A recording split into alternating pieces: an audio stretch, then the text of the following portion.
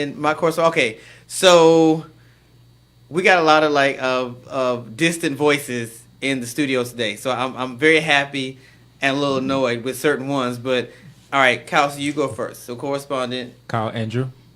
and Double then R, we back in the he building. back Yup. after three years. Yeah, we back. To my left, for those that can actually see me, is one of my babies. She's come back home, so she's filling in for Simone. As you can see, Simone is out today. She had to go into the real office, so shouts out to Simone. We miss Simone, and I'm gonna have to give her credit, but I'll do it because she's not here. I have realized just how lazy I've gotten because Simone used to take care of all the current events. So I typically pull one or two things, but I don't really do a lot.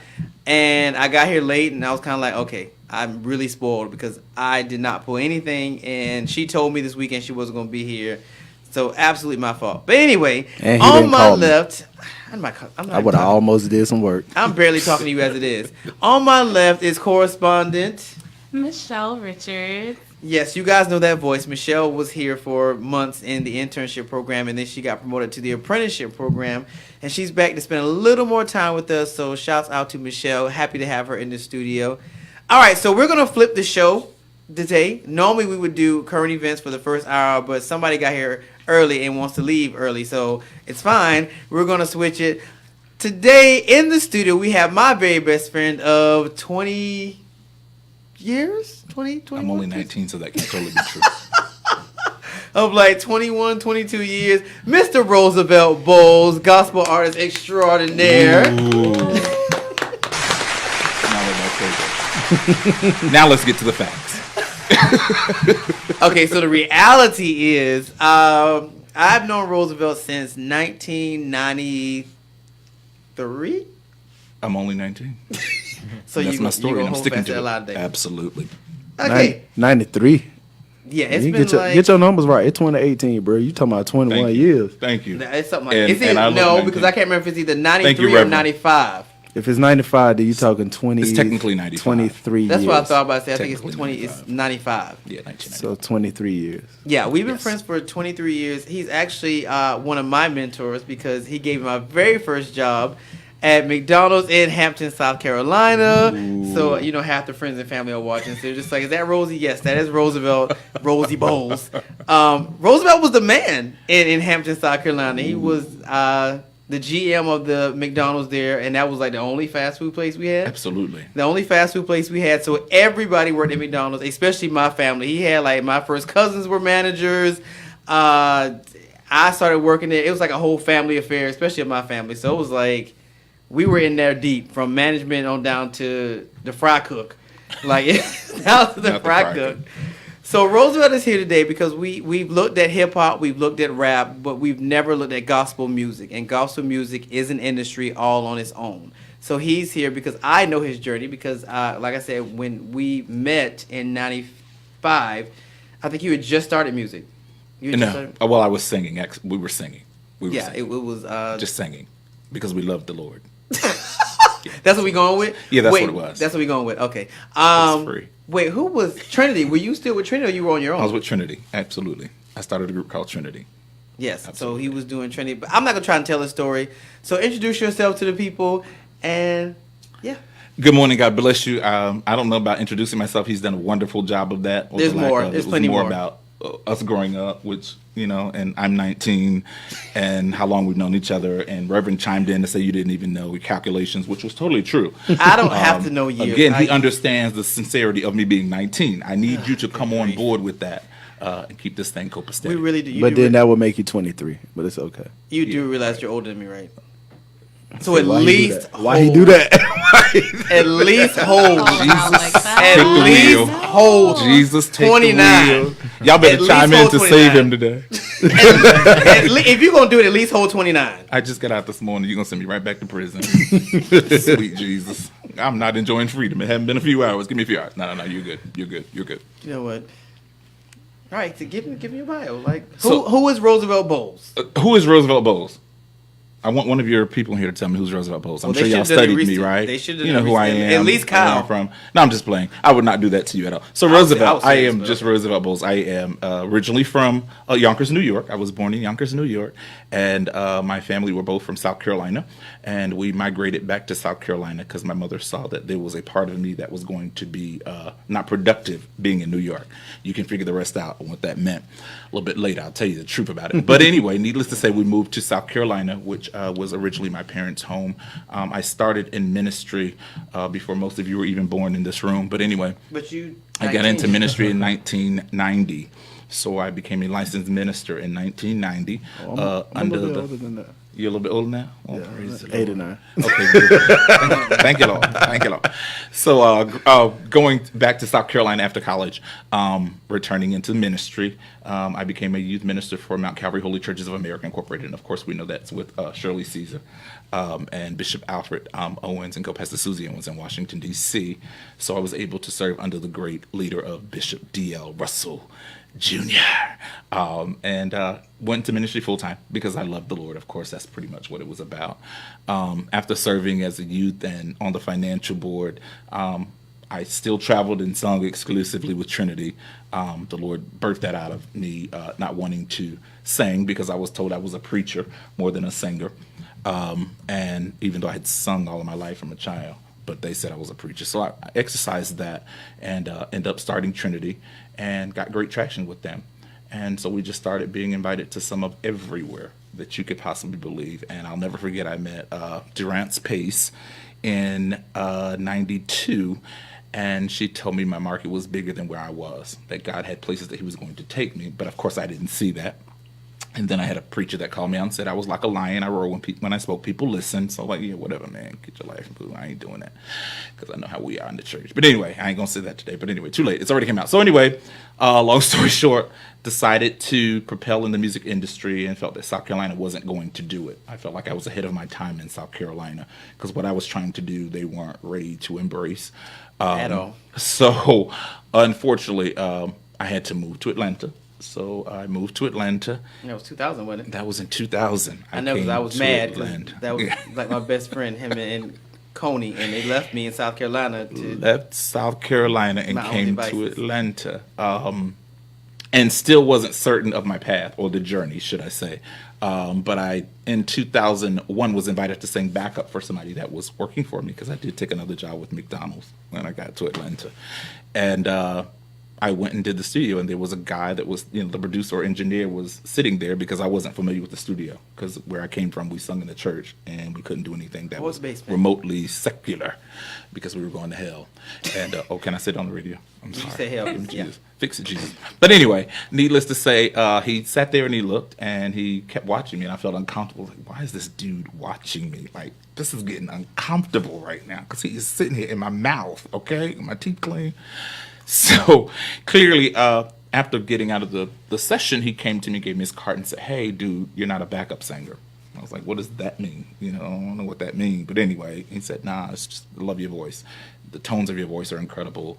You're not trying to be a dude and sing soprano, which is hot, because a lot of guys are trying to be guys and sing soprano, which, bless you, not my calling. Love the tenor bass baritone thing. Just love it. Stick with it because that's my lane." Okay, you didn't throw enough shade. You know I sing soprano, so. I know that's why I had to throw it. It just You felt threw good. enough shade. I had to get it in. Yeah, I you mean, I thrown can't go enough to shade prison, for so one I had to sentence. get it in. For one I'm sentence, sorry, you throw enough Ricardo. shade. Did I say that? Oh yeah. Anyway, back to the story. So needless to say, I was in the studio with someone iconic, and I had no idea. He had done Christina Aguilera, he had done RL, he had done 112, he had done all these R&B secular people, and I had no idea that I was in the company of greatness. And I was always told that God would take me in the place of kings and queens, and I didn't know what they meant when they said that. But anyway, needless to say, 3 or 4 months went by, and he kept saying, "Hey, tell the dude to come that, did the backup," because I didn't want to be involved, and I thought, that's sinful. I can't entangle myself with that. It's worldly. I can't do it. And my sister came in town, and we went to South DeKalb Mall, and they had a little booth where they were allowing you to make little CDs. And so I got in there and did Donnie McClurkin's Stand, and when I came out and heard it, I was like, is that really me? Like, for real? Wait, who was that? Curly, or are you with? Sylvia. My Oh, older okay. sister Sylvia came into town, and we did that at South DeKalb Mall in that little hot booth. but it came out really good. The mix came out nice, and I became interested in like what would it really sound like. So I called him and I was like, hey, whatever, I'm interested. Let's see what we can do. I did Donnie McClurkin Stand, and I went to a studio and laid Donnie McClurkin Stand, and he called me and was like, Latasha Scott heard you, and she just thought that it was hot. And I was like, oh, for real? I think she's hot too. Scratch. Anyway, so clearly I went in and he started talking about writing songs, and I had never done that. I'd always sung other people's songs, so I wasn't real strong in songwriting, which that's where most of the money was. Thank God I've learned that. But clearly he gave me some instrumentals that some people had submitted, and I took them home and couldn't write. Like, I was like, I don't hear nothing but some music and it sound good. That's all I heard. And so he was like, you got to focus. And I was like, nah, I'm not really focusing. And I had lost my mom in 99. So I was still struggling with her death in 99. And I kept saying, I can't write. So he and his fiance at the time called me to the studio. She wrote the chorus. He said, well, listen to the chorus and see if you can come up with verses. I was like, what's the difference? I thought a chorus and the verse was the same thing. Hey, I didn't know. Hey. No better. So I got the music, went home, nothing was coming out, and then I just remember laying down and started thinking about my mom and, like, okay, Mom, what would you do in this situation? What would you do? Because she had an answer for everything. Like, everything. Didn't matter what life offered you, she had an answer. And so it didn't come. So 3 days passed. I'm in the house. I'm crying, snot nose, like, I'm a failure. I should have never embarked to try to do this. This isn't my calling. I missed my assignment. Jesus isn't happy. Jesus is right. I'm not supposed to deal with the secular part of it. So let me leave this alone. End up going in the house, not even giving it thought, playing the music, and the song's lyrics started coming. And I was like, whoa, what is this? Like, what is going on? I wrote all 7 tracks he gave me in a 2-hour window and called him and was like, yo, you're not going to believe this. He was like, what? I was like, you're just not going to believe this. I got to come over now. While things are going, let me come over now. And I went over and he just sat in there like, you have got to be kidding me. You wrote this. And I was like, yeah. I started writing from there. So in 2006, I released the first project, Hallelujah, Thank You, Jesus. I was able to do a song paying homage to my mom that said, Mom, I miss you, which booked me in a lot of churches every Mother's Day. Like Mother's Day, I was doing 12 churches on a Mother's Day event. I'm like, I can't keep doing this. I'm going to die. But the song just became that type of relatable song to people who had lost their moms. And even people who didn't have a relationship with their moms, it told them, you're missing out. You probably want to go fix this if you can. And clearly, I got a call from Dr. Bobby Jones, and he invited me to come to Kansas City, Missouri, one of the two, Kansas somewhere. I just kept thinking about Dorothy. Like, there's no place like home. There's no place like home. Let me get back home. And I did the New Artist Retreat, and I was able to pay homage to Vanessa Bell Armstrong, which was my icon. Like, okay, anybody that knows Ro knows that he loves Vanessa Bell Armstrong. I'll shoot you up. I go to prison. Like, I had no choice but to learn who Vanessa Bell Armstrong was, because every time we would all be together, that's what was playing. Yes. I mean, she was just huge for me, and I got to do Nobody But Jesus. And I think I cried the whole time that I sang. I don't really think I sung. I was more or less crying. She was there, right? Song. Yes. Sitting in gold and white. I will never forget it as long as I live. And her and Vicki Winans and Kirk Franklin. And so everybody was there. And I'm thinking, this new artist on the block, they have no idea about stage presence. You know what I'm saying? I was lost. But they all came after me and said, yo, dude, you have something that's unique. You're specific. And so when she came, I know she was just making me feel good to my boy. I couldn't have sung that better myself. I'm like, girl, you just lied. You just lied. You have to encourage the younger. Vanessa would tear that to pieces. And so 2006 kind of set me in a place of, there's more to what God has for you. It's bigger than the church, because I had done the church. And I always encourage artists that if the 4 walls is where you are, stay there, because that's where God has you. It's a lot of training ground in those 4 walls. Okay, everybody's not meant to go international. Everybody's not meant to go national. Know your lane. And fortunately, I had done my years of worship. I had done my years of singing in the choir. I had done my years of serving the pastor as the armor bearer. I've done my years of understanding finances and ministry. So I had been there and done that, and God had prepared me then. So after doing that, Hallelujah, Thank You, Jesus was really, really well. Still, there were doors that were shut in my face. And I'll never forget there was a guy I met that told me, if you're not ready to hear no, don't go into this industry. I thought, what does he mean by that? And so clearly I was sitting in the house one day and it came to me. There were some people that were going to reject the ministry that I had. They didn't understand it. They didn't want to hear it. So if I wasn't strong enough, or I have strong enough skin to hear no, I may as well hit stop. And I heard a lot. I heard a lot of no's more than I heard yeses. And I'll never forget, I went downtown, tried to, ship this song off to a mom and pop store. And they looked at me like, oh, that's not good enough. I was like, what did you just tell me that wasn't good enough? But I kept on going. And I always had that burning in me that God had greater for me. So that's when I end up doing the second project, which was Mirror Mirror, which I incorporated Dr. Rice. Okay, for those that do not know, yes, I do sing. I don't sing like Ro, but I'm not a front runner. So when I moved here, so that had to be 2009, because when I moved here, you had Grace. And I went to practice because we were living together, and I went to practice, and I think they were missing something, an alto or something, and I was like, I'll fill in, and then it just kind of turned into this thing. So I traveled with Bro and did backup. That was interesting. Very, very interesting. Very interesting. Interesting. It was really, really a good project. I don't know if you guys remember Cocoa Brother, Corey Condry Cocoa Brother, who was 107.5, 102.5. Now it's 90, 102.5 and 90. No, it's still 102.5, isn't it? Yeah, it's 102.5, but they have another 99.7, 99, yeah, whatever it is. I can't remember. Like but 102.5, the song got in traction with Cocoa Brother, The Battle. And so that gave me a whole nother opportunity to be introduced to a whole nother audience. And I guess for me it was humbling because I was in the rotation of Atlanta. And if you know Atlanta's market, either you fit in or you don't get in. And so fortunately, he introduced me to the Atlanta market, and that helped me get traction. And Latasha Scott actually did a song with me on that project called Reach. Songs. I adore So Reach. I was able Don't to- forget. Okay, I so was able to do that with her. I'm gonna embarrass myself because it's god awful, but I'm gonna do it anyway. Okay, so I'd never been a part of a music video. Oh yeah, please don't look at the video. It was low budget. And Ro decided he was doing a music video. Please. So if you go on YouTube Please and type don't. in Roosevelt Boles Please and don't. put Mirror Mirror, there's a Please. video. I'm actually in the video. I actually have hair. I'm in the video. I have hair. I'm actually bigger. The camera makes you larger when you're on. We were Look at dancing the and video. singing, and it was, oh my god. Yeah, okay. Yeah. Terrible. Please don't look at that. Scratch that part of it. Just go look at the section with Latasha Scott and the song Reach. That would really bless your Y'all life. didn't do a video for that song, did No, you? we didn't, but that's good enough if they listen to the song. Nobody wants to look The at video, the come on, the video was cute for what it was. The video was cute for It what was it low was. budget. It was apparent I didn't have any money. It was very apparent that I did not have You, any at money. least you were the one that was dressed. I had on like a jeans and a white shirt, and I think Method had to find me a tie. That was the most It was- expensive thing on the video. it My was outfit, god-awful. because it was low budget. DeFlora, what is DeFlora? We were doing Bruce Lee. Now you figure the rest out. Understand this imagery? We're really gonna have to just look at the video. I agree. The devil Please don't. is a liar. That's demonic. That's not of God.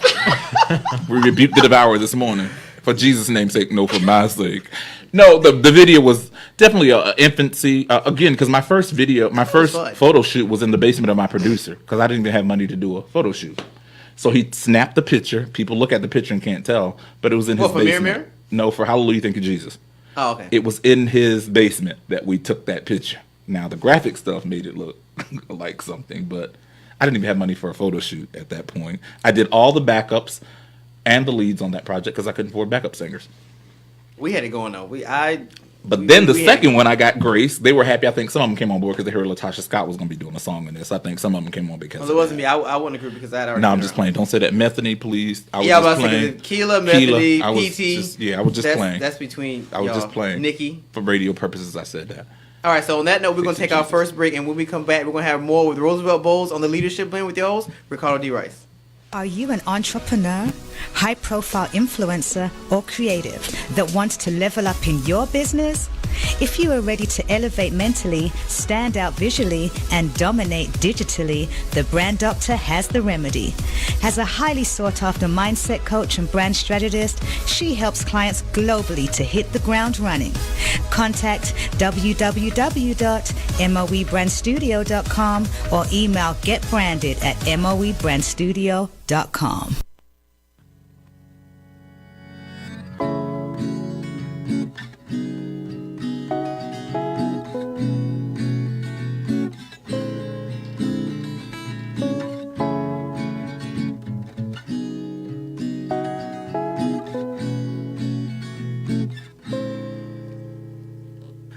sun goes down and the stars come out to play.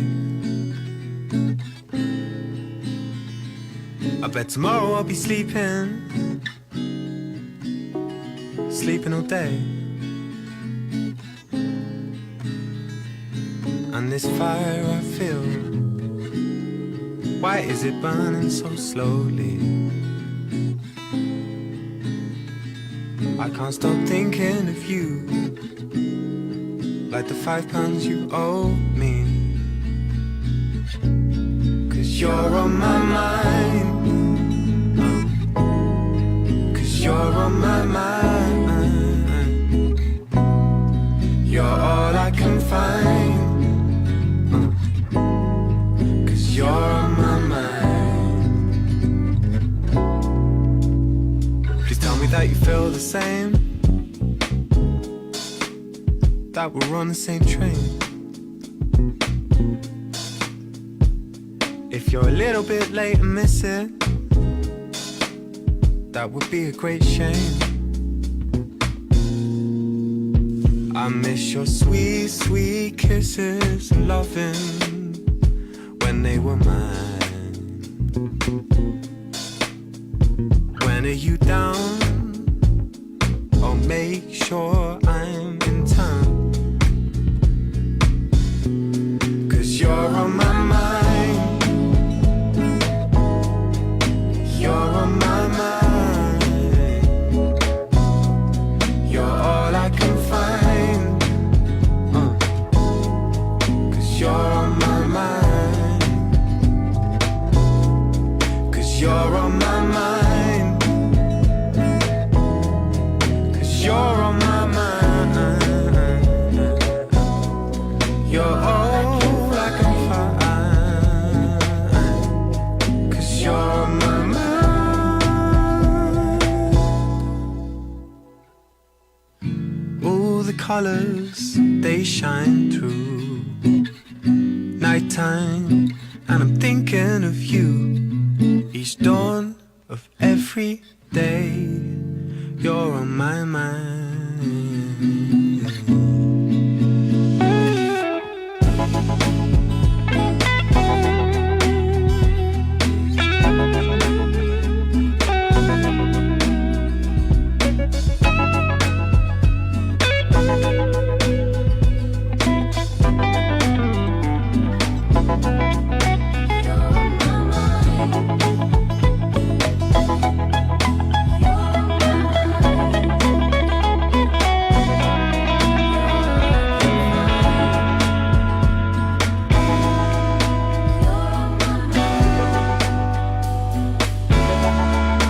You're on my mind. You're on my mind. You're all I can find. 'Cause you're on my mind. You're on my mind. Hey everybody, it's Ricardo D. Rice from the Leadership Blend, simplifying your leadership. All right, everybody, we are back on this Monday edition of the Leadership Blend with your host Ricardo D. Rice and my correspondents, Michelle Richards. Kyle Andrew. And Double R, we back. and our very special guest. I'm leaving. Oh. Roosevelt Boles. Okay, so Rose is annoyed because on the break we found a video, and I don't know why he's complaining. You look better than I did. I looked terrible. You look like you stole that tie. I'm sure I borrowed And you that told me time my from hat looked somebody. terrible. I ain't forgot that. Nah, that hat is. Michelle, you like the hat, right? Yeah. I love the hat. As long as Michelle loved the hat. I loved it. Next in line. Did you like the hat, Kyle? I wouldn't wear it, but you look good in it. See, 2-1. You look good. 2-1. Fix it, Jesus. No, because it was what, like 2000? It was 2000? That was 2009. Yeah. It was 2009. 2000. No, you could still wear that hat. And With that hat I in don't have that. 2009? I don't You have could. that. You still got it? You are right. I It's don't in the have closet. I don't even know where it is. Yeah, Man, he still got that hat. Yeah, nah, I wardrobe in a minute now. Okay, so that's the thing. So gospel music, and when you think of gospel music, the outlook of independent artists versus industry-backed artists is interesting because we talk, especially with Double R all the time, as an independent artist in the secular arena. But in the gospel arena, do you think it's the same thing? No, he makes more money than we would in the gospel industry automatically. Even as an independent artist? So, because you think about it, generally, independent artists in gospel are probably getting 2 or 3 cents an album. He's probably getting 8 cents. What does it look like for you guys? Because I know a lot of people that I've talked to in the secular industry, they get more. I mean, the label's going to make more money anyway. That's why I remained independent, because I made a whole lot more money than a lot of my colleagues they got the face, they got the notoriety. And as Kirk Franklin told us all years ago, he didn't even own a house, even after Stomp. Really? Yes. Yeah. He ain't buy his first house until third album. Yeah. And when he separated himself from the label makes the money. Why do you think Toni Braxton went bankrupt? Wasn't because she wasn't doing good, with sell-out shows or anything like that. The label gets the money. You think about it, because they got to pay marketing, they got to pay, they got a lot of crap that they pay, and then some of the artists don't sign contracts. Which I had a contract lady in front of me for secular, but I refused it because it would have been named Roosevelt. You'd have known my name, but I would have been broke. And I always had that question, like, especially for Kurt, because Stomp was second album, and he didn't buy a house until after that. That is crazy, because even his first Because he had Silver and Gold. on Kirk Franklin and the Family, his very first album. That's so he didn't really make money until he disassociated himself with the label. Okay? Because now he's making all of the money. But just remember, fortunately, I guess the flip side of that for me that you can look at it in a positive realm is that he was given the exposure necessary to maintain. Now he is an iconic name, Kirk Franklin. I went through that fire, but I came out as pure gold. So that's the way I would look at it. But I don't have enough time to do that. What? I don't have enough time. I need that's money. because you have a day job. Yeah, pretty much. But I also need the money. Did it? How long you been at McDonald's? 23 years. Yes, people. Roosevelt is still with McDonald's. South Carolina to Georgia, he is still with McDonald's. Never, ever. Still a GM? No. I do human resources for them at 4,900 employees, and the list goes on. At this point, Roosevelt is a household name in the McDonald's franchise. Like, they know who he is. Like, he really should be a consultant at this point. No, I'm good.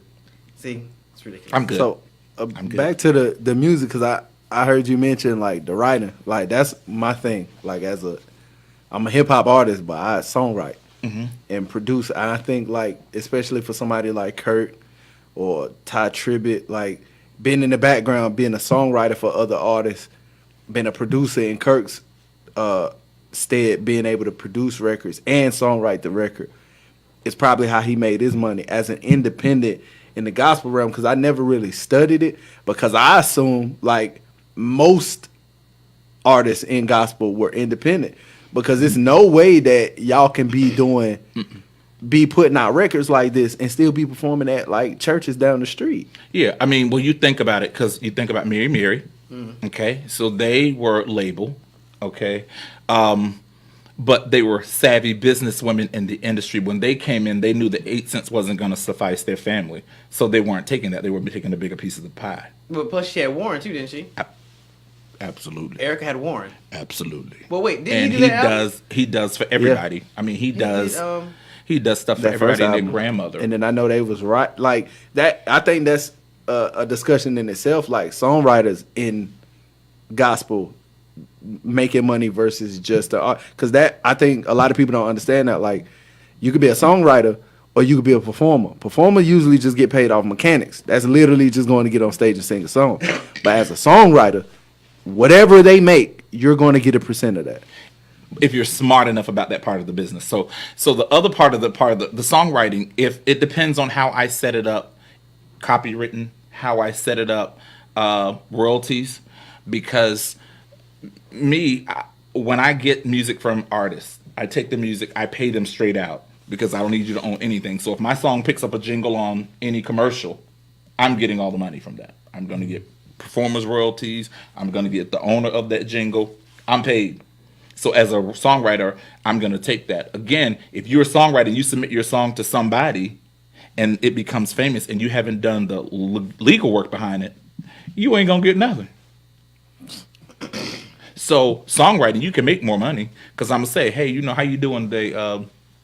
Who's the greatest you guys love? What now? Songwriter? Singers. Or artists? Singers that don't write. Because you got a lot of So she writes. yeah, She doesn't so write a there's lot, that. but she writes. a lot of artists out here that are singing cannot write if their life depended on it. So they're depending on someone else. Yeah. Those people or persons can make the money. I think about Candy Burris, smart woman. Not only she's a singer, but she's a songwriter for a lot of people. But she got that thing set to Candy Burris is gonna get paid top of the line. Now what you get is on your own, but as a songwriter, so it's kind of a catch-22. Producers, those who are producing and doing all the instrumental stuff, sell your stuff where you know at the end of the day you're getting your money's worth, because you can be that instrumentation, but I'm gonna be the millionaire, and you're gonna still be doing instrumentation. Yeah, because I seen like Kurt get sued a couple times for like buying records that like in hip hop, like if a producer make a record, they say, all right, you get the exclusive rights to this record. Mm-hmm. All right, well, if I'm giving you $250 or $500 or $1,000 for the exclusive rights to the record, I own the record now. So if the song blow up, like Panda, he bought that beat for $200 on SoundClick, but the song go 15 times platinum, and he get all the money. Absolutely. And then your producer just sitting at the crib with $200. So is it the same way in gospel? Like, absolutely. That is never legally. None of that ever changes, of course, because in the copyright world, there's no real genre. They do them all. So to them, everything's a melting pot. So it's like the court of law. It doesn't matter if I'm from China or Japan, wherever. It doesn't matter. The law is going to stay the same. So legally, when you start talking music, it's the same. One size fit all in that capacity. It's just people being empowered enough to know legally what their rights are so that they can get paid.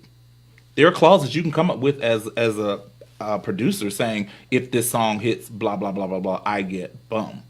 But a lot of people don't know that. Which segues to, okay, so let's get into your latest album, These Are the Things, because you entered into a contract that had those kind of clauses in it, the guy that you hired to do that. Talk about that. So clearly when I did These Are Things You Are, I had the incredible, incomparable producer himself. I mean, Leonard Beatty. Leonard is thebomb.com. And I love Leonard because Leonard did that song, and I didn't even feel like it was the style of music I would sing to. Which I just want to say, oh, Jesus, here we go. I guess I'm getting my credit today. Fix it, Jesus. So we had the listening party, and he had everybody pick the song, and I said, Ro, when I heard These Are the Things, I said, Ro, that's the song you need to do. He said, I don't really like it. I'm telling you, at that time, Israel Houston and all them was doing that kind of music. I was like, you need to pick These Are the Things.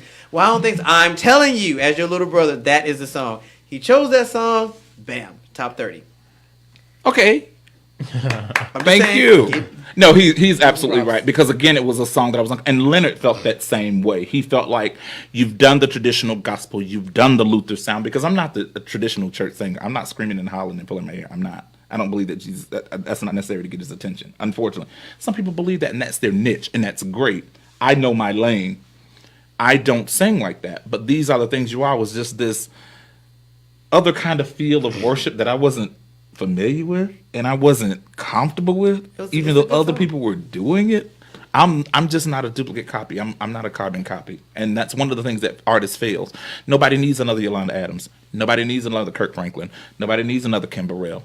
People want authentic. They want genuine. They want you. And so a lot of artists waste their time being those people, and you're just gonna be communicated as, oh yeah, they sound like, or they do like.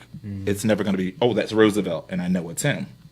These Are the Things You Are was, I wasn't expecting that. When I hired Damon Stewart as a radio promoter, I had no clue he was going to pick that song, because I was like, look, I'm just picking you because, you know, you got Tamala Man under your belt, you got Kirk Franklin under your belt, I need to be under your belt. Boom! That was my mindset. So when he came back and picked that song, I was like, you know what?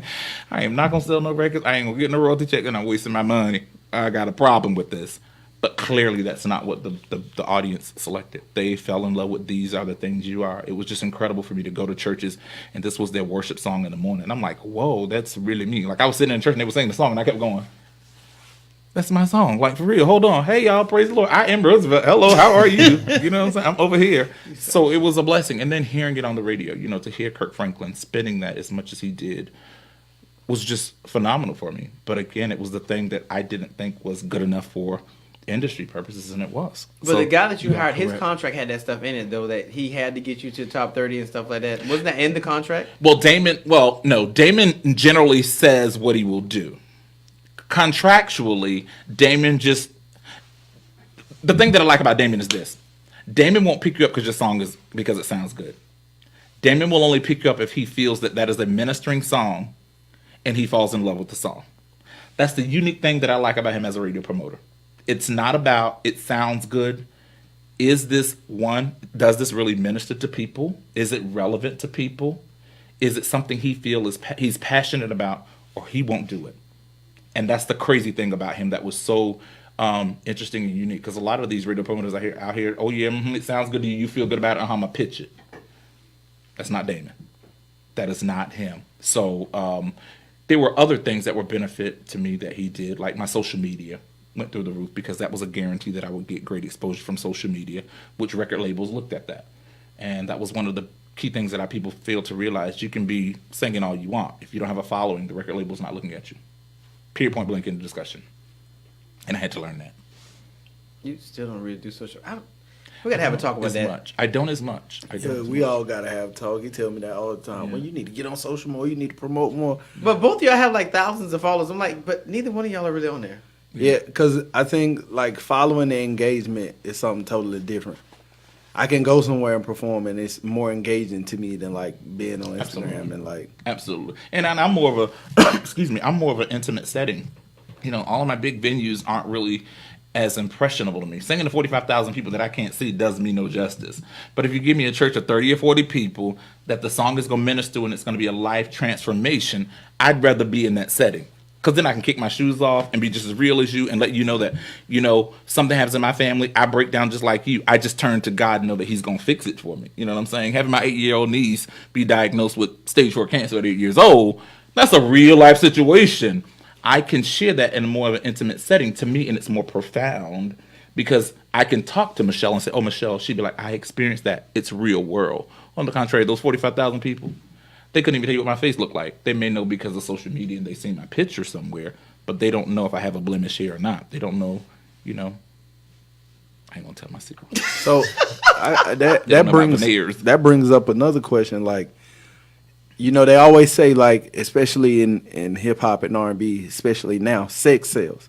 And I'm starting to see that shift in gospel music with certain, I ain't gonna say they name, garbage but sales. Certain artists, certain people, garbage sales, couple of marriages, you know, couple of little things she been doing to her face and stuff like that. And there's a couple other people that's starting to reveal themselves more to sell records. But it's like, that's what you can't, why? Like, if you already have a name, like, you can stand on your name because people know that. Mm-hmm. Why do you have to do that? Why do you think that we're starting to see like that shift? Because we're in an environment where everybody is, well, I know for men for sure, we're very visual. And if it don't look, we don't connect. Now, we can be all nice about that. Women are more emotionally affectionate. You just say, oh, yeah, you know, you're the best thing since sliced bread. And they be like, oh, my God, he loves me, Mom. I'm getting married tomorrow. And they're serious about it. And they mean it, like, with every fiber of their being. Dudes, we're just like, yo, she look great. Yo, what's up? We're visual. So you're saying that this is happening more in the gospel industry? It's happening everywhere. I mean, because they're doing it. They've been doing it secular. Yeah, you know what I'm saying. But when you start seeing it in the church, yeah, I'm like, and again, you know, everybody wants to feel good, and then sometimes you have to understand why people do what they do. Some people in the church, even though we're in the church and we've heard it over and over again that God beautifies the meat with salvation, everybody does not feel that. Everybody does not feel beautiful. Some girls' fathers have never told them that, you know, you're the beautifulest thing on this earth. And then when they meet a God, they don't expect or demand that same of respect from him. So I don't think it matters from any walk of life that you come from. I think that the church now, we have sold out on a lot of things to blend and become a part of so much. Because you know what, at the end of the day, I understand that God is something for all men and we become all things to be relevant to all men. I get that. But I also was taught from a child, this old mother, when I first got saved, she said, son, just remember, somebody's doing the drawing. Either they're drawing you or you're drawing them. So that's always in my mind on how far I will go. Because I'm going to be trendy with you all day long. Yeah, some people say, oh, you showing your biceps. Yeah, baby, I'm going to show them because I worked that hard for them. You can say whatever you want. When I was coming along, that was a no thing that you didn't do in ministry.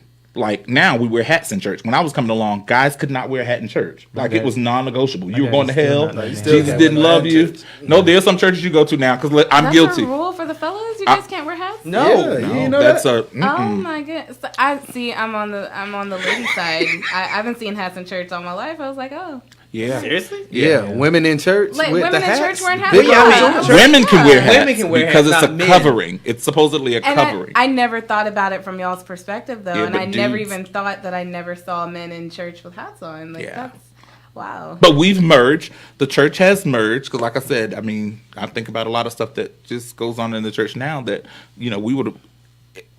It would have been frowned upon. Yeah. Yeah, Would've been more no, than you'd have been escorted to the upper room, and y'all would have been Sat calling down. Jesus till you got a space of deliverance.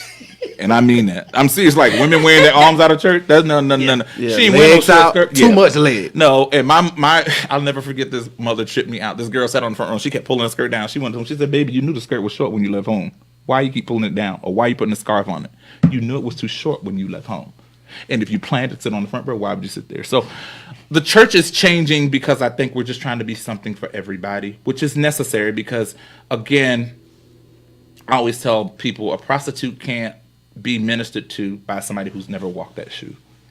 You can't. You really can't relate to a drug addict when that drug is calling them for a hit up. You can't. You can talk about it. You may have been around some people that you see symptoms and signs, but you've never walked or had to deal with that demon one-on-one. And so I kind of, I'm empathetic with the church, but I still think that we still have to have our core values and not compromise. Yeah, we talked about that. Yeah, Jesus ain't going to operate in unclean temples, and that's the bottom line. Yeah, we talked about that when his mothers of ministry came in a couple episodes ago, and I talk about this like with my friends because I talk music all the time.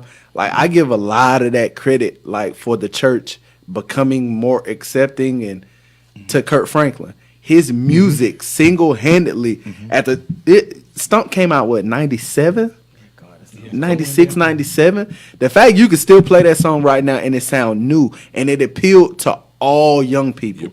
And then we came out with I think the album came out in like 2001. What? That when he got back with the family because he was with the family and then not with the family and then back with the family. No, he kept changing groups. Yeah, So you it was- had New Nation, you had God's Property, you had it's like 3 of them. The Family, which was first. It was like 3 or 4 groups Kurt was with. Well, they weren't really groups. They were more like Certain ones out of the family because when you looked at it, most of them were still from the family. Yeah. So there were certain people because you know how it is when you got groups. I'm coming. I'm not coming. Yeah, I can 'cause make if you it, I got- can't make- He would But take they some kept of them getting on younger. tour. He would take some of them on tour, and then some he wouldn't take. So you would hear. I think he always did it to make it inclusive to everybody, so everybody wouldn't be on one song. So he'll have only the altos and a couple of tenors, and maybe one. Like he wouldn't have everybody on every song. But we started to see like as his career became bigger, his music started to appeal to a lot of the young people, and then you start seeing like the older artists go to Kurt like, "Hey, we should do a record." Right. So you hear like somebody like Rance Allen do a song with Kurt, and now he got the meme out, and people like, "Yo, who is this dude with this run?" Oh no, that's Rance Allen. Like we been knew who he was in the church. Yeah. They're starting to read it. I think that he's start to reintroduce people into, but my question is like, who's going to do that for the next generation? Like when he's done, who would be that new guy Well, to you got say? a lot of new artists like Travis Green. I think Travis Green is setting a trend. Yeah, but with Travis him is with the new generation. I believe that he's doing it. They're quite a. I just. I would have said. But I'm I think talking it's about I'm talking about continuing now. voices. I Like what you with said. Ty is one of those dudes who he's like the Kurt Franklin, but he could sing a little bit. You got Lecrae. I Yeah. love his ministry. Yeah. At the end of the day, I mean, he's a trendsetter to me. Him- And then let me tell you, the respect I have for him is because he did it on his own. Independent. You know how renowned he is as an independent Oh artist. no, I mean he was like the top It's 200, huge. and he He's can done it. still rap with But the that's what I secular think. dudes. I don't classify Lecrae and Kirk in the same category because Lecrae is like a Christian rapper. I don't really. But he's not the That's different. first. He's not the first. He's the most famous. I know Right. because there was another guy I used to like. I can't remember the Truth. Yeah, The Truth came was out really some good. years ago, Yeah, but and he just he never- couldn't stand Like Lecrae can stand in a room full of dudes that respect him for being who he is and rap with him. Yeah. And we've never seen that it come from ministry. That and the fact he's like 6'3", because I've been to He rooms played where he is football. tall. Yeah. 'Cause I've He met played him really football. tall.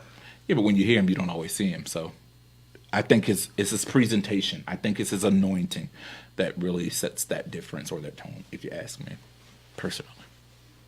And he independent. Like that's another Yes. thing I can Wealthy appreciate. Like, independent. yeah, Fix he it, getting Jesus. it. He getting it. We're waiting. Actually, Shabbat. okay, so that leads me to my next question. So, Shabbat. with the merging of church and secular, let's use Tasha Cobbs and Nicki Minaj. What were your thoughts on that? I don't see anything wrong with it. You know what? Because let me tell you, because we've been taught it's the walls, and there's so much more to ministry than the walls. You know, a lot of those people that are in church already have been through the fire and the flood, and they know Jesus, or they should know Jesus. And if they don't, if they sat under sermon after sermon and they haven't matured, shame on you. But who's going to minister to Nicki Minaj? Who's gonna do it? I'm just asking. But why'd you say that? No, I was very interested to hear your viewpoint on it. Just I don't mind. Well, because me and Tasha got to the you song hear together. that name and it's Nicki Minaj, and you're not thinking anything. Because You know. at the end of the day, we're going to be surprised who's going to heaven. And we're sitting here looking at Nikki, and Nikki may be the one that's holding the gate open for a lot of us. My mother always said, we're not going to heaven or hell based on the big things. We're going on the do-nothing things, meaning the ones we think that nobody knows. That's what's going to take us to hell, because we're lying to ourselves. You know, I'm going to get probably dinged for this, but I have a great reverence for Leandria. You know, a lot of people don't like her. I respect Leandria 100% because she's truthful and she's honest and she's transparent. What's the difference between the preacher drinking in his house and then her drinking in public? It's Okay, the that's same fine. thing. But then what about the rants? But hold on, I'm going there. My problem with Leandra is her methodology. Okay? You could probably see me drink and it won't impact you at all. You'd be like, okay, that's between him and Jesus. He could see me drink and his world is shattered. Now he's going to hell because he's not mature or he's a baby in Christ and doesn't get it. You understand what I'm saying? Okay. Now, I don't condone drinking because that's my personal belief. I don't condone all those things. That's my personal belief. But if you do it, I'm not going to sit here and send you to hell because of it. My mother said, with loving kindness, the Bible says, have I drawn thee. If we have all this love that Jesus said, how many times you heard Jesus call somebody a drunkard? How many times you heard Jesus call somebody a whoremonger? How many times have you seen him cast? He said, he without sin cast the first stone. Why do we do it different in the church? If I'm so right, my life is going to convict you till you'll change. You'll sit there and go, you know what? He don't do that. And God is blessing him doing that. Maybe I need to change And that. I agree. I just think it's surprising and it's shocking you get certain reactions because I believe, unfortunately, a lot of times in the church, we minister from kind of like a veil of judgment, kind of like a Tradition. filter of judgment. Tradition. Right. A lot of tradition and... Because when I came in the church, we don't want to again before God created Adam. I switched to apostolic. But we, as an apostolic boy, we didn't look at TV. We didn't drink Pepsi. We didn't. It was a no way, no how. And my mom went on a consecration. You went on a consecration. And it's not the flashlight consecration now. Daniel fast, Mary fast, Larry fast, John fast. You fast. No food. No, nothing. You stayed in the church. You prayed before God until God moved. That was that's what I came up with. But I'm not judgmental enough to knock people who believe in the Daniel fast. I'm not, because I believe whatever works for you in Jesus works for me in Jesus. God clearly told us not to judge. Judge ye not that you be judged. But we do more judging than we do loving. And it's amazing to me. It's just, it breaks my heart sometimes. But I've been educated seeing it on all facets of the fence. I've been the apostolic boy. I've been the Pentecostal boy. I've been the Kojic boy. I've been the non. I've just been there and done that. But I never seen God perform signs, wonders, and miracles with all these names. He didn't even come in his own name. He just performed a miracle and left. He didn't ask anybody to go tell anybody anything. He just did it. Okay? We want it for whatever our ulterior motive is. So I say, go, Nikki. Do it, girl. At least we know she's getting a little bit Jesus at that moment. Yeah, and that's and not I'm okay new. with it. That's not new either. I'm okay with that. I respected it because Tasha didn't reach out to Nikki. Nikki reached out to Tasha. So I was like, if your ministry is that compelling that a secular artist, a rapper, will actually reach out to you because they were affected by your ministry, that's the goal. Like that somebody on that level reached out to me because she adored my ministry. Especially That's with the her goal. content. I think that everybody was surprised because of Nikki's content. But we've seen this before with an artist just like look at the pastor and Justin Bieber. Like we've seen it, the pastor and Usher, or I forgot the Joel Osteen, his assistant pastor, that guy, and being out through the ministry, TD Jakes, being like on certain people's albums. Like we've seen this before, but because we've never seen it with a woman in the industry, not like that. And you Like think that if Kim would have did this in 2000 when she was talking about doing stuff to Sprite cans, we would have looked at this. I think it would be more of an issue in 2001. The fact that it's a little bit of an issue now, it shows like how far the church has come. Yeah. Because nobody was talking about her like that. Nobody was talking about Tasha like that before. Like, yeah, she has a great ministry, but can it reach Nikki? Now everybody like she has a great ministry, and it did reach Nikki, so she's doing something right. Yeah, I just believe that again, if we're disciples, we're disciplined enough to adhere to the things that God has mandated us to do, and God came to heal the oppressed and suppressed of the devil, and that was the assignment. If we do that and leave, everything else will fall into place. But some of us have this witchcraft demon of manipulation. I want to manipulate you to do this because that's what it is. You know what I'm saying? When I was coming along, women couldn't wear pants. That was manipulation. Ain't nobody going to hell because they wore no pants. Stop it. But that's what I was taught. Now that I have evolved to the truth, I see things from a different set of lens and a different perspective. And so I just believe my job is to love on you and share the love of God with you. I don't have to walk around with a cross on my chest. I don't have to walk around with a holy banner. I'm holding up the bloodstained banner. I don't have to do that. You know what I'm saying? I don't have to mark your doorpost with blood. Jesus came so we don't have to do that. And I just need to do that. And I think if my life is the living epistle that it should be, you will conform and change. You will be drawn. Okay? And you'll stay. But when we force somebody into it or we manipulate them into it, they come and go, come and go, come and go, come and go. That's the problem. Yeah. That's the problem. All right, so on that note, we're going to take our second break, and when we come back, we're going to have more Roosevelt Boles on the Leadership Blend with the host, Ricardo D. Rice.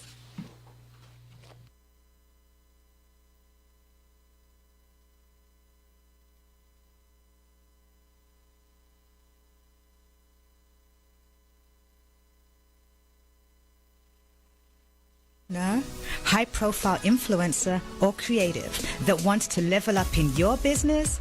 If you are ready to elevate mentally, stand out visually, and dominate digitally, the Brand Doctor has the remedy. As a highly sought-after mindset coach and brand strategist, she helps clients globally to hit the ground running. Contact www.moebrandstudio.com or email getbranded@moebrandstudio.com.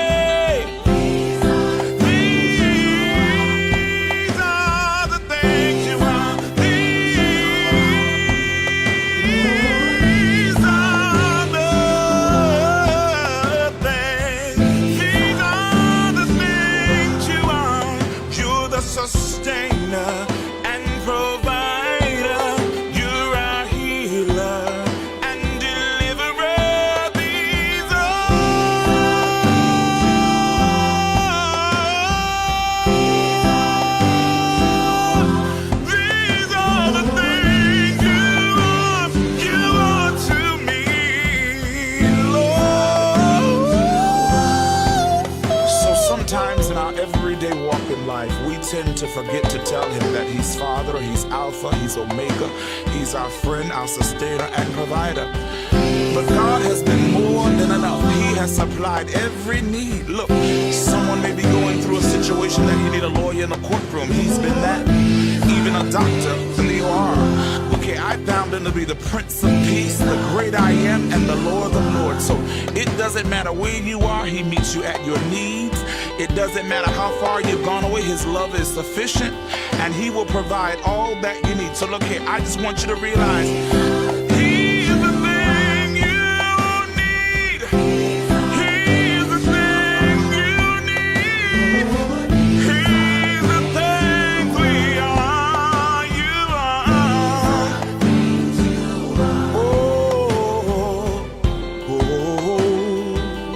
These are the things you are, Lord. These are the things you are. These are the things you are. These are the things. These are the things you are. God, these are the things you are.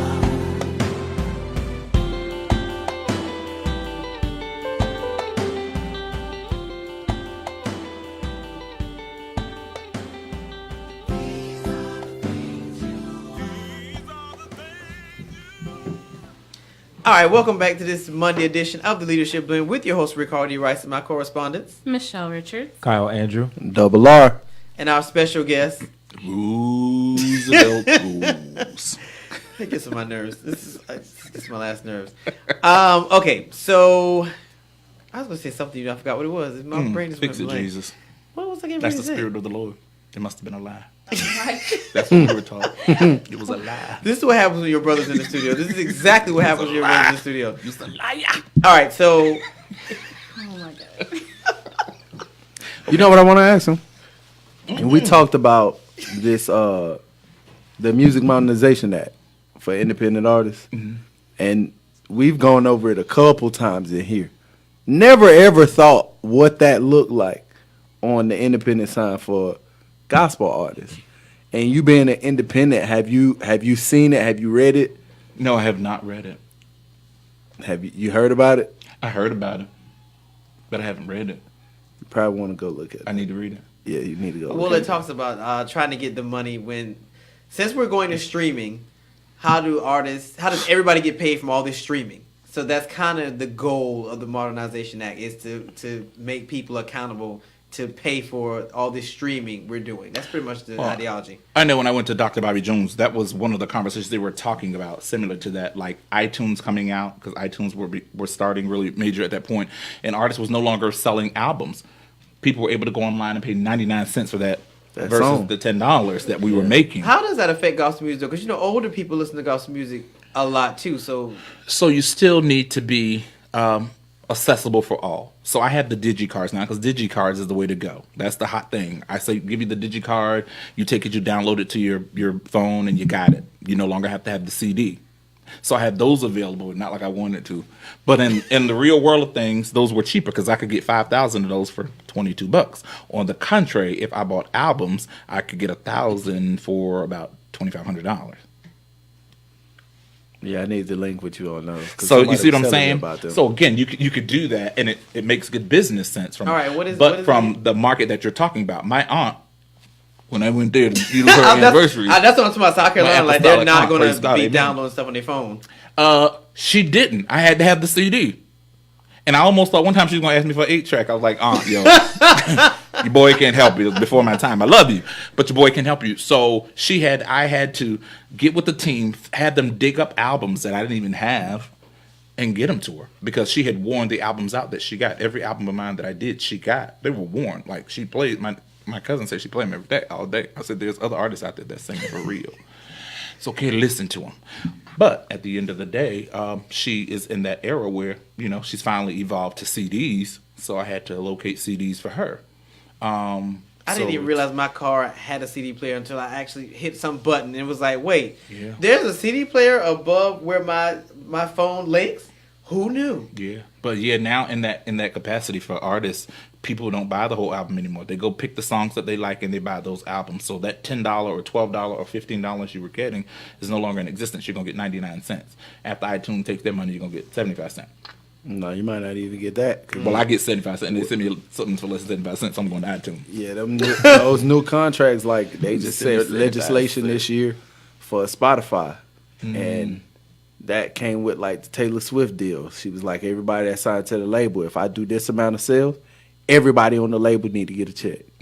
If I do this many streams, everybody need to get something because I know what we doing, because I know what I'm doing. So if she doing 1 billion streams by herself in a short period of time, it ain't no telling what somebody else that signed to the same label is doing. If they doing 500,000 and she doing 1 billion, they need to begin what I'm getting. And she put that in her contract and re-signed. And I think with independent artists, like, because we don't have that leverage to go and tell somebody what to pay us, the least we can do is go and do the research. So if you get a chance, look over that, the Music Monetization Act. Read the YouTube contracts too, the new ones. They just changed it with this new legislation about how they're changing when and how you get paid. So it used to be you can do either 1,000 hours of YouTube time, which would be 1,000. Your video or music would have to be on YouTube for 1,000 hours, or for 4,000 views, or something like that. Now you have to have both. Wow. Not views, subscribers. Okay. Now you have to have a certain amount of subscribers and a certain amount of time on YouTube before you even get a check. He wouldn't know. He don't do YouTube. Yeah, again, Damon forced me into that market, and I got monies that I didn't even know where it was coming from, and I found out later it was from that type of stuff because I had no clue. But again, I'm just not this. I'm better than I have been, Which is not saying much. But you also come from an era where y'all had to be on top that's not of saying it. much. I just want y'all to know I'm watching this look that he's giving Ricardo right now, and I'm kind of fearing for my mentor's life right now. Oh, you in the spirit. She's got a spirit of discernment over there. I knew there was a connection. Look, if y'all think I'm bad, What you're discerning is correct. if y'all think I'm bad, like when we all worked for Roe, it was a whole different ball game. It was like working for almost like your grandmother, because that look you just saw, we got it. Like I remember, my cousin's gonna kill me, but I remember at one time we were at work and it lightened and it knocked all the power. We were still at work and we were all chilling. He was like, "No, grab buckets and these brushes and start scrubbing the baseboards." Everybody's like, "What?" And my cousin's like, "I'm not doing such." He was like, "You gonna scrub the baseboards or you can get fired." And we knew he was serious. And we all were scrubbing baseboards while it was lightning outside, and we couldn't leave and go anywhere. In McDonald's? Yes. No, I'm going Is that home. a problem? I'm going home. And there lies in my What would I say? No. God bless you. Now we'll go play pool after, okay? Because you just no longer couldn't work for me. It's okay. See, I'm never angry. It just means you couldn't work. Shouts for out me. to Drew. That's all. Shouts out to Drew for being the owner. For making the Drusilla. accidental phone call. The Lord changed your life. For the Drusilla and good. Bill. Those were Millions some and of the most fun millions days. made. It was great. All right. So, what is your advice to up and coming gospel artists from all of this? So one of the things I kind of alluded earlier, be authentic, be you, don't be a duplicate. Nobody's looking for you to be that next person. 2, expect to hear no. It's okay for somebody to not believe. How can you expect someone to believe in your project when you don't even believe in your project? And remember, the audience isn't going to come to you. You've got to go to the audience. So the social media component of it is going to be vital. It is pivotal. I know it's a pain in the butt, Doc, and I'm trying to get better on it too. But at the end of the day, if I don't, nobody's going to know who Roosevelt Boles is. So that's one of the things I would say. Also, don't tell people that your project's good. You know, that's a cliche. People have been saying, "Oh, my project's good. It sounds good." Yeah, really? Play it. Let me hear it. Okay. Don't tell me, show me. You know what I'm saying? So even though I did show me, you know what I'm saying? Don't tell me, show me. Grief. So that was another thing that I wanted to make sure that, because we start talking about everything else, and I want to make sure I hit those bullet points. And Wait, then the what other was one on is, that? Wait, what was on that album? What was on Show Me? What was the signature song on Show Me? Show me. Duh. Was it? I thought it was 2. Look, It's your mentor. This is your mentor. look, Be And- careful and who I'm- you say you got mentoring I'm you. very thankful. Thank you. Yeah. The other thing is, going back to that, is use the internet to your advantage. There are a lot of benefits to using the internet. A lot of people are discovered on the internet. So from my era to your point, we just didn't do it. So it's kind of like, okay, I'm reluctant. You know what I'm saying? Technology, we were not Happy about doing that. We're learning to do those things. And remember, thank the people that help you. I really appreciate Ricardo, what I'm saying, because when I couldn't afford a backup singer, he was there to support and salute, even things behind the scenes. So God really placed me in a good network where people had servants' hearts, because I've always served everybody, but nobody ever really served me. So it will come back if you're doing it with the pure heart. So definitely that was the other thing.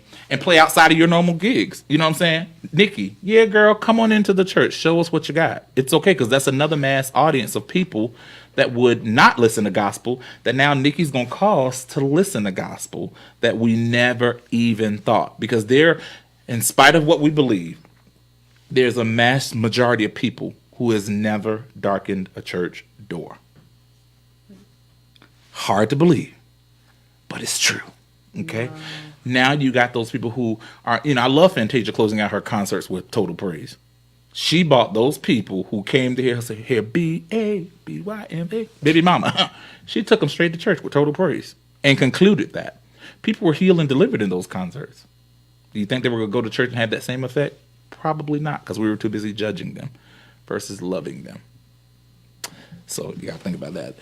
The other thing is listen to other kind of music aside from yourself. You know what I'm saying? I never really listen to me. That's why people come out. You in concert, you don't know your own words? You're right, I don't. Oh, so embarrassed. You used to make up words every time we travel. It was terrible. I listen to other people because I am caught into my box. And if I don't explore, then I'm never going to evolve because I'm comfortable being Roosevelt. So these are the things was one of the huge things for me that let me know that even though that's what you feel, that's not what your audience feel. So I had to evolve out of my comfort zone. It's a shame. If you look at every concert, the words change on most of these songs. It's such a shame. But guess what? Nobody knew, right? Nobody. We did. Nobody. Oh, it's so embarrassing. Why he just gave away the secret? Ain't no secret. Everybody knows what he's not. He doesn't work for Jesus all the time. Wow. It's a part-time deal. All right, wait. Yeah. So do the other side of it, like the solidifying of music, who they should submit their music to, how do they get royalties, like stuff like that people in gospel industry don't think about. Well, one, all that stuff has to be registered. You know what I'm saying? It's just like when you win the lottery. There's steps you got to do. First of all, just because you got a project, don't go throwing it out there so everybody can hear it first. You need to sit down, get a team, let them listen to it, do a listening party with different people from different backgrounds, let them hear, because who's buying the music? The people. So you got to get everybody in there. Get that team, let them hear it. Establish your team. Establish your core people. Who's going to be your person that's going to handle bookings? Ain't nothing worse than an artist having somebody call them, "I want to book you." Like, "Oh yeah, I'm Roosevelt. Yeah, you can book me." Like, really? You ain't got nobody? I mean, really don't sound good. Don't look good. So establish that team, and they need to be people that understand your heart and understand that your image now becomes their image. And their heart is really into what they're doing, because it can't be about money. Because I've employed people to do stuff for me, and at the end of the day, I'm just like, you know what, your heart wasn't there. It was just wasted money. There was no passion behind what they were doing. So I would establish that team. I would definitely get the engineer that just believes in you 100%, because he ain't gonna mix or master nothing for you right if he doesn't know. When I walk in the studio with Chris, I never have to say put the mic this tall, high. I don't have to say turn me up here. I don't have to say anything. I just walk in and I breathe, and I clearly know he's got everything set to where I want it. It's non-negotiable. I should get Chris on the show, talk about the production side and all that side. That's absolutely. He the man with the plan. So he knows what my expectations are. We're cool like that. If he's out at a venue and the guy's got the mics too low or too high and not enough music in the house, he knows to go back there and say, "No, this is what he wants."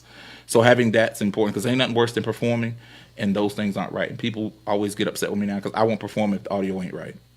Yeah, we know. Seriously, at the end of the day, my name is on the line. My brand is on the line. So, getting John from the church ain't going to cut it no more. Not for me. Because ain't nothing worse than a squeaking mic. It takes away from the performance. People are now going, "Oh my God, what's going on?"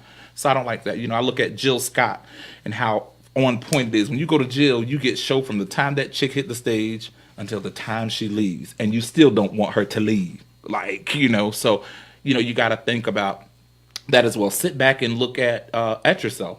All your videos that you perform, take them back and play them. Be true to thine own self.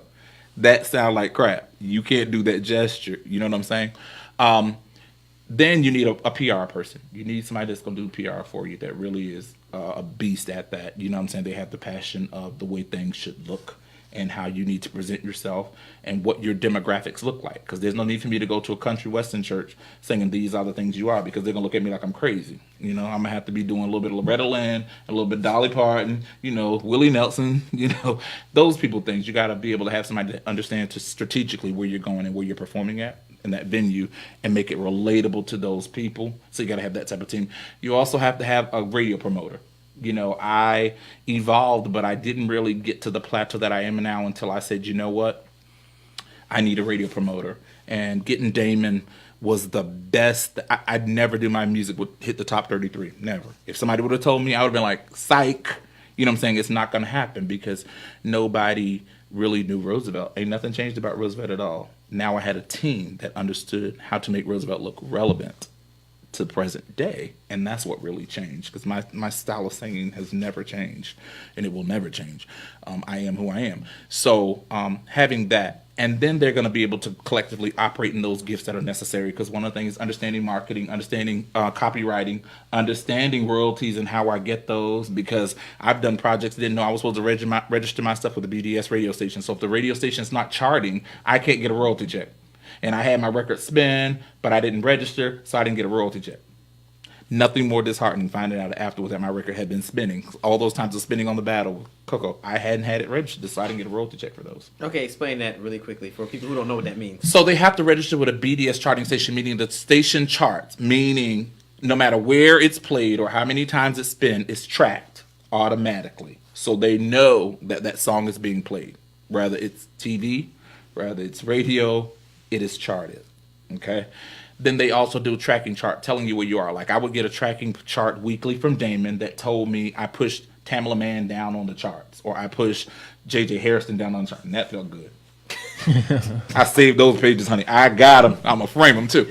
Wow. So to see that, because again, I was Roosevelt non-existence, and now my name is coming up in between J.J. Harrison, Kirk Franklin, James Ford. I'm like, oh my God, like he is really. It really is really happening. So getting that team and that stuff derived and established makes a difference, because there's nothing like, for me, walking to the mailbox. Yes, I know. We on the phone. You talking?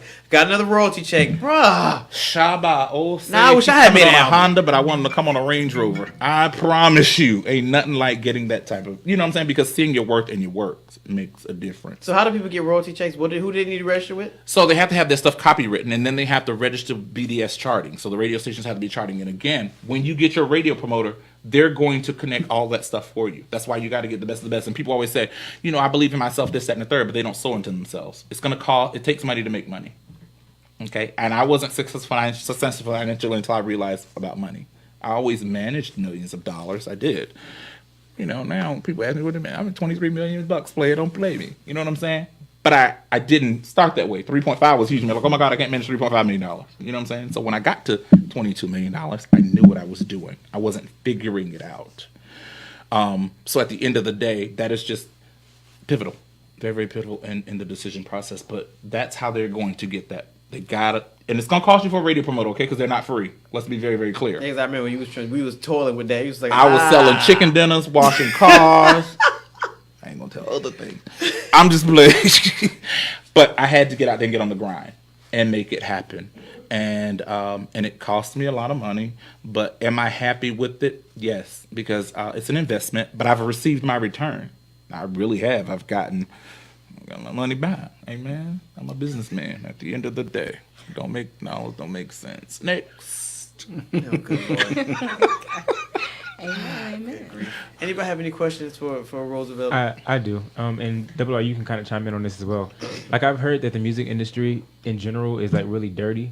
So like, have you experienced like any dirt done to you? Like, or a better way to ask it was like, what are the disparities or the similarities that you see? They're the same, because people are people at the end of the day.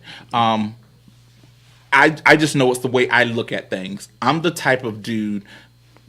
Excuse me, if you dig a ditch for me, I'm going to build a bridge for you.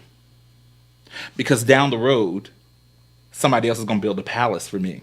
And that has happened. I promise you. Like, I'm serious. I've sung in choirs where I know vocally, the people they selected to lead song couldn't out-sing me if I had laryngitis. Mm-hmm. Just honest. But they didn't want to do it, okay? But God had a bigger plan for me. And those people are still singing in the choir. They ain't got no album. They have not charted. They don't know what a royalty check is. Look where God has taken me. And I'm not bragging. I'm just saying, don't do evil for evil. Okay? You reap what you sow. Whatever you sow, you shall reap. That's biblical. And it is true. So I'm not going to dig a ditch for you. I'm going to build a bridge for you. Because guess what? And sad to say, it's a lot of gospel artists out here. If I ain't performing, I ain't coming to your event. Or me, if I had an artist that was performing and they needed me to get in the background and open the curtain or bring them water or whatever, dude will do it. I'll do it all day long because at the end of the day, I know where my blessings lie. If you look good and you make it, what do you think you're going to do for me when it's time for you to get to the top of the chart? What do you think you're going to really do? You're going to look out for me. You're going to bless me at the end of the day because it's the right thing to do. And if you didn't, then I know that wasn't meant to happen. Okay? Some of us are living in places and things that we shouldn't be. I'm okay where I am. He always said all the time, I'm not comfortable. It's just I know the favor of God, and I know strategically God has me protected. I can't go to certain places. I can't do certain things, and I'm okay being Roosevelt. But I've been there and done that. I've had preachers act like they couldn't remember my name, or I'm in their audience. You know your person has been singing in your church every Sunday, has no recognition at all, and you can't remember my name? Who you playing, boo? But then I had God take me places where people would come to me, and now they're calling me. You know what I'm saying? It was crazy how Wayne Brady, we connected. I got all these preachers, my friend, now that they see me with Wayne Brady. Oh, yeah, praise God, bless you. I'm just like, no, boo. No, you didn't even know my name, remember? Yeah. You see what I'm saying? Yeah. But I didn't treat them that way. Now, in my mind, the side of the road that one would be like, John, please, I ain't even talking to you. I was still like, God bless you. How you doing? Yeah, praise the Lord. God bless you. Knowing that person was envious and malicious, couldn't reverence the God in me, and that's why their ministry will stifle. You'll get it back. I'm a firm believer that whether it's your children, your children's children, or your children's children, it will come back to you. So I'm going to do good no matter what you do. I'm not caught into the clique of music. I don't get caught up because, I'm with him and he don't like him. I'm not going to talk. That's not me. That's between you and him, not me, you and him. No, you're not going to tarnish my blessings like that. Mm-hmm. And I thank God, and not boasting, bragging. I don't know what not having is. I don't know what walking in lack is. I don't know what if I needed God to do something that he didn't do it. But I know it's not through anything I've done. It's just the way that I've presented myself to sow, to reap. I'm a giver. I'll give all day long. Like, I will give and not have for myself. I'm just that type of dude. But God has kept me healthy. You think about it. I'm blessing you to help pay your rent or your phone bill, and I don't have to worry about sugar diabetes, or I don't have to worry about cancer, or God raises my niece up from stage 4 cancer. Those are the things I see only because of no goodness of my own, but the goodness of God. So is it hard to keep that attitude in the music industry? It will be for somebody that isn't true to that. Mm-hmm. I grew up that way. I saw my mother. Like people talk. I never saw my mother gossip about people. I never heard my mom gossip. I never saw my mom did evil against somebody. You know, I mean, people have done my mom wrong that, you know, somebody said, could you turn the other cheek? Because, you know, I said, somebody else said, if somebody slapped you, you're supposed to turn the other cheek. That's biblically what they say. And I'll never forget my mom passed to say, yeah, I'm going to turn the other cheek. And then they said, what if they do when they slap you on the other side? He said, I'm going to knock the devil out of them that made them do it when they did it. Okay. So clearly I've seen it exercise. And so it's who I am. My mother said, nobody can make you be who you're not. You were that person regardless, whether you're on 7th Avenue or 10th Street. The real you's going to show up at some given point. That's just me. You know what I'm saying? I'm not malicious. I'm not vindictive. I support everybody. I salute everybody. I'm not angry at somebody getting stellars, and I'm not. I support them because I understand what it takes and the work that goes behind those people and their craft. You know what I'm saying? Like some people, church people shouldn't get paid. Why shouldn't it? Why shouldn't it? It takes a mindset and a skill set to get up there and do it. First of all, you're dealing with people that you don't know who's going to judge you. You don't know who out there is going to judge you. You don't know who out there is going to scar your name. You have no clue. You don't know who's going to turn the mic off intentionally for you, because I've had that happen in my career. I've had where people made the mic squeak, or the mic wouldn't work when it was time for me to get up. And then the anointing with God would fall into place, and I didn't need a mic. It's amazing how it works. But do good because it is good. You know what I'm saying? As Candy Bird say, stay woke. At the end of the day, you ain't got to go through all of this faking the funk. Just stay woke. Things will happen in God's timing. Just be who God has called you to be. And I told people, I love Roosevelt, because can't nobody do Roosevelt better than me. Nobody.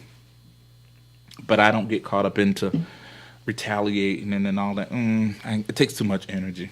It really does. I believe in live and let live. All right, so on that note, we're going to take our next break, and we want to thank Roosevelt for being here, because I know you're going to try to skip out while we're on break. Try. He's going to try to... He pays the car. He's not working for Jesus He pays today. the bill. He's not working for Jesus He's just today. going to leave. Thank So you. stick around. The Leadership Gonna be the host, Ricardo D. Rice. Doing the same old thing every Wednesday night? Well, don't. Join IBNX radio host Jason Carey every Wednesday night from 8:30 p.m. to 1 a.m. for Wild Wednesday, your midweek turn up. Wild Wednesday, featuring $5 Long Islands, $3 Jello shots, $2.50 PBR, and food specials. Wild Wednesday, with free arcade games, half-price bowling, and half-price kart racing. Wild Wednesday, featuring award-winning host and entertainer Jason Carey, Mr. Morning Coffee Swig himself, providing the soundtrack and the entertainment all night long, playing your favorite hits of today and yesterday. Wild Wednesday with Jason Carey every Wednesday night, 8 p.m. to 1 a.m. Free entry for guests over 21 and $10 cover for anyone 20 and below. Wild Wednesday goes down at Andretti Marietta, located at 1255 Roswell Road, Marietta, Georgia. That's 1255 Marietta, Georgia, every Wednesday night. Pull up!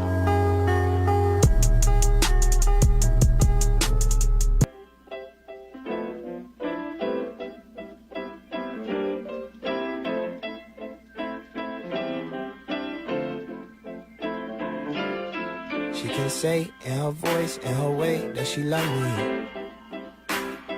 With her eyes, with her smile, with her belt, with her hands, with her money. I am the thesis of her prayers. Her nieces and her nephews are just pieces of the layers. Only one she love as much as me is Jesus Christ and Taylor. I got a feature song singing for my grandma. You sing it too, but your grandma ain't my grandma. Mine's is handmade, pan-fried, sun-dried, southside, and beat the devil by a landslide. Praying with her hands tied. President of my fan club, Santa. Something told me I should bring my gotta move it slowly, taking in my body like it's holy. I've been waiting for you for the whole week. I've been praying for you, you're my Sunday king. You gotta move slowly, taking in my body like it's holy. I've been waiting for you for this whole week. I've been waiting for you, you're my Sunday king. Come on in this house. It's gonna rain, rain down Zion. It's gonna rain. You better come on in this house. It's gonna rain, rain down Zion. It's gonna rain. I come to church for the candy, your peppermints is the truth. I'm pessimistic on Monday, if I had tweaked and missed you. You look so good with the hat on, had to match with the shoe. Came in dressed in the satin, I came and sat in your pew. I come to Christmas for dinner, 50 rolls on my plate. Hella holes in my stocking, holding your pockets in place. I like my love with the budget, I like my hugs with a cent. You smell like light gas while the electricity rent. You sound like why the gospel choir got so tired. Singing this praise on a daily basis, so I gotta try it. You my dream catcher, dream team captain. Matter of fact, I ain't seen you in a minute. Let me take my butt to church. You better come on in this house. Come on in this house. It's gonna rain. It's gonna rain. Rain down Zion. Rain down. It's gonna rain. It's gonna rain. You better come on in this Come house. on in this house. It's gonna rain. It's gonna rain. Rain down Zion. Rain down. It's gonna rain. You gotta move it slowly, taking in my body like it's holy. I've been waiting for you for the whole week. I've been praying for you, you're my Sunday king. You got to move slowly, taking in my body like it's holy. I've been waiting for you for this whole week. I've been praying for you, you're my Sunday king. Slowly, taking in my body like it's holy. I've been waiting for you for the whole week. I've been praying for you, you're my Sunday king. Come on in this house. It's gonna rain. It's gonna rain.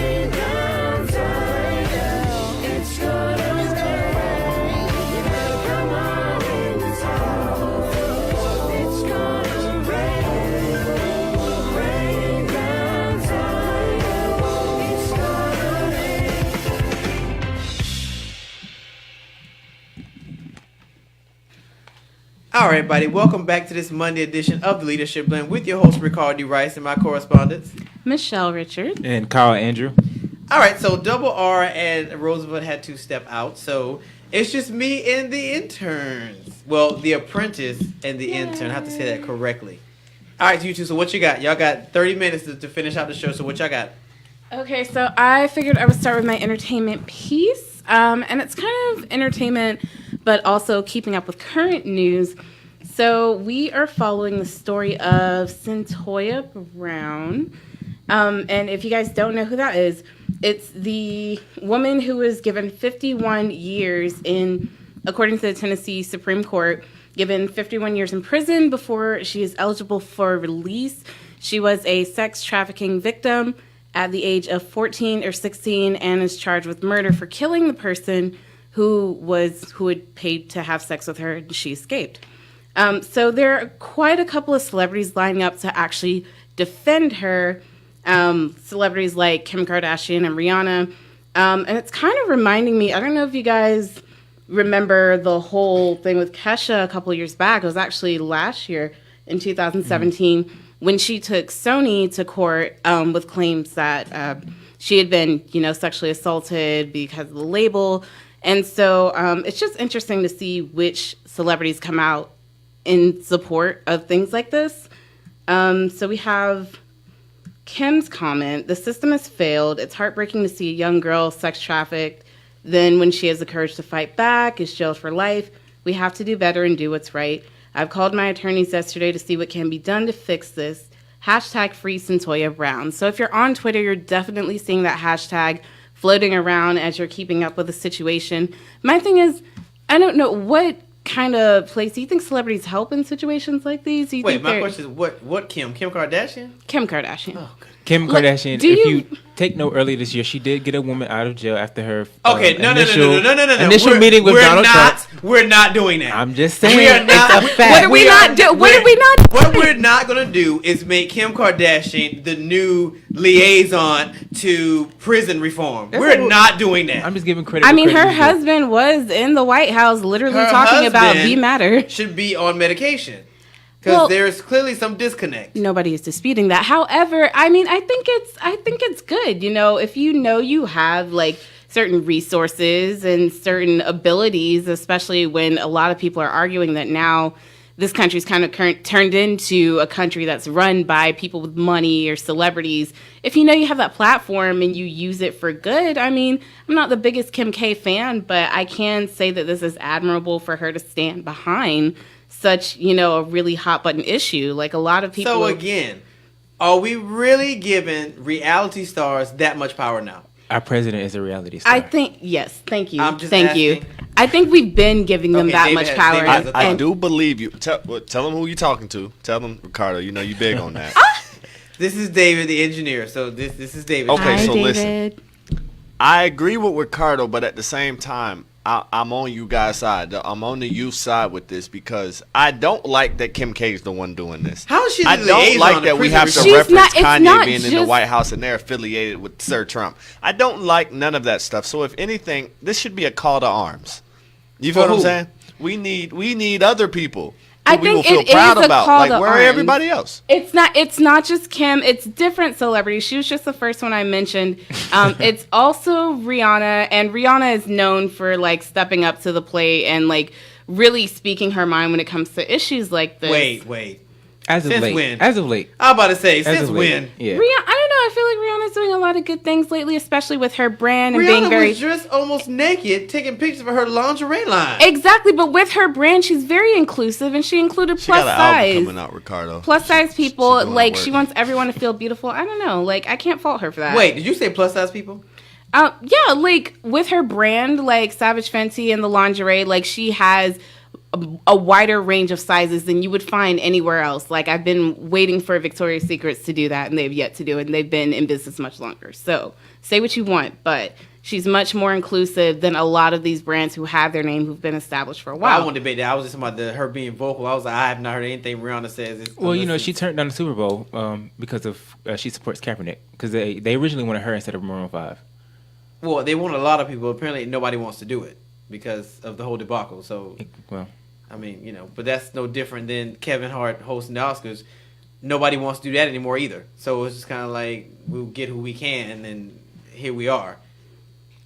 I have a very big problem with us making Kim Kardashian the liaison. It's not for prison just her; reform. it's different celebrities that have come out. I mean, this case is pretty big.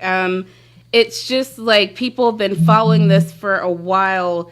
Just seeing, you know, some people are calling for a presidential pardon, and according to the Tennessee Supreme Court, they're not willing to give her a pardon. They're not even willing to let her out unless it's been 51 years that she already has to serve. But the injustice is that people are saying she's defending herself. She was trying to send Toya Brown, trying to get herself out of the situation where she is a victim of sex trafficking in this country, and this is kind of how we treat our victims. You know, it's not just celebrities, but other people speaking out saying, you know, what is the protocol now? Like, how are we serving justice to those who are in need of it when this is the result? Yeah, but then the question also has to be posed, do we know this is self-defense? Like, do we have the story of how this happened? Did we do the autopsy? How do we know this is self-defense? Because if we're going to start letting people lash out to the capacity where folks are getting killed from situations like this, then you start opening other doors. Because then everything becomes self-defense. Well, this is her own admission. So it says she said she shot him because she feared he was going to kill her. And during the trial, she said there was always a gun pointed at her during captivity. She said she was hit, choked, and dragged. She feared for her own life, and she acted out of that fear, which is reasonable because you're a sex trafficking victim with a gun constantly in your face and other things being done to you at that point. Anyone could probably believe that. And when did this happen? When did he die? This was in 2004, so she was tried for killing this man. And now the case is coming out. It's now 2018, but it's been going on really since last year. And this is kind of like where it's come to, like the kind of final, I guess, definition for the Tennessee Supreme Court. I get it. I just, from somebody whose undergrad was pre-law, you get into jurisprudence. If you let her off, everybody that comes after them now is like, oh, so if I'm in a certain type of situation, I can just kill my way out of it. You start opening a door, and before you know it, that door is now like a hallway. So what is the proper course of action then for these girls who have maybe been in similar situation? Everyone know, like, we're in Atlanta. We know that, like, last time I checked, it was the #1 for human trafficking in the world. What do you do? Where's the justice for you if you're in this situation and you don't really have many options? There's no civil way to get out of, you know, being trafficked. You can't be like, oh, sorry, can I have a 2 weeks? Like, there's none of that. Like, what do you do? Like, where's... Well, and maybe that's the better question. What is the alternate to, and I was telling somebody this the other day. Actually, it's my new line. You can be assertive but not aggressive. So what is the alternative if I'm in this situation because I can't kill my way out? What is the alternative? Maybe that's the better question. But we cannot say, oh, she should be let off because she was in a sex trafficking debacle. She should be let off for killing a man. You start doing that, you start setting the stage for everything else that comes with it. Okay, but 51 years before she can even get a pardon? It's still murder.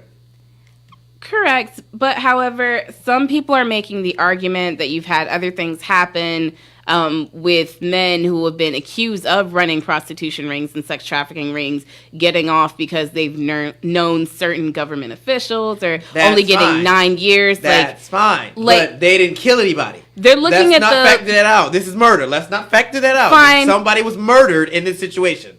So we're just going to give her a slap on the wrist for murdering No, somebody. absolutely not. However, just 9 years for trafficking young women, and in a certain degree, we don't know what happened to these women, but the life of, you know, being trafficked cannot be fun. So it's darn near close to murder, what you're doing to multiple ladies, versus defending yourself for getting out of that situation. I will not debate that these are god-awful circumstances, but at the same token, on the opposite side, when you open the door for this kind of stuff, then it becomes a hallway. So and where's the middle ground? Where's the middle? that's Do you the better agree with question. the 51 years? It's still murder. Like I can't get past the murder part. Of course, it's still murder. Do you agree with 51 years though? Before Is that what we would normally give a murderer? People are arguing no, it's not. But you have to look at the circumstances. Some people murder out of envy. She was murdering for safety. According to who? Do we have the evidence? Well, I do agree with you in saying that we can't just give handouts.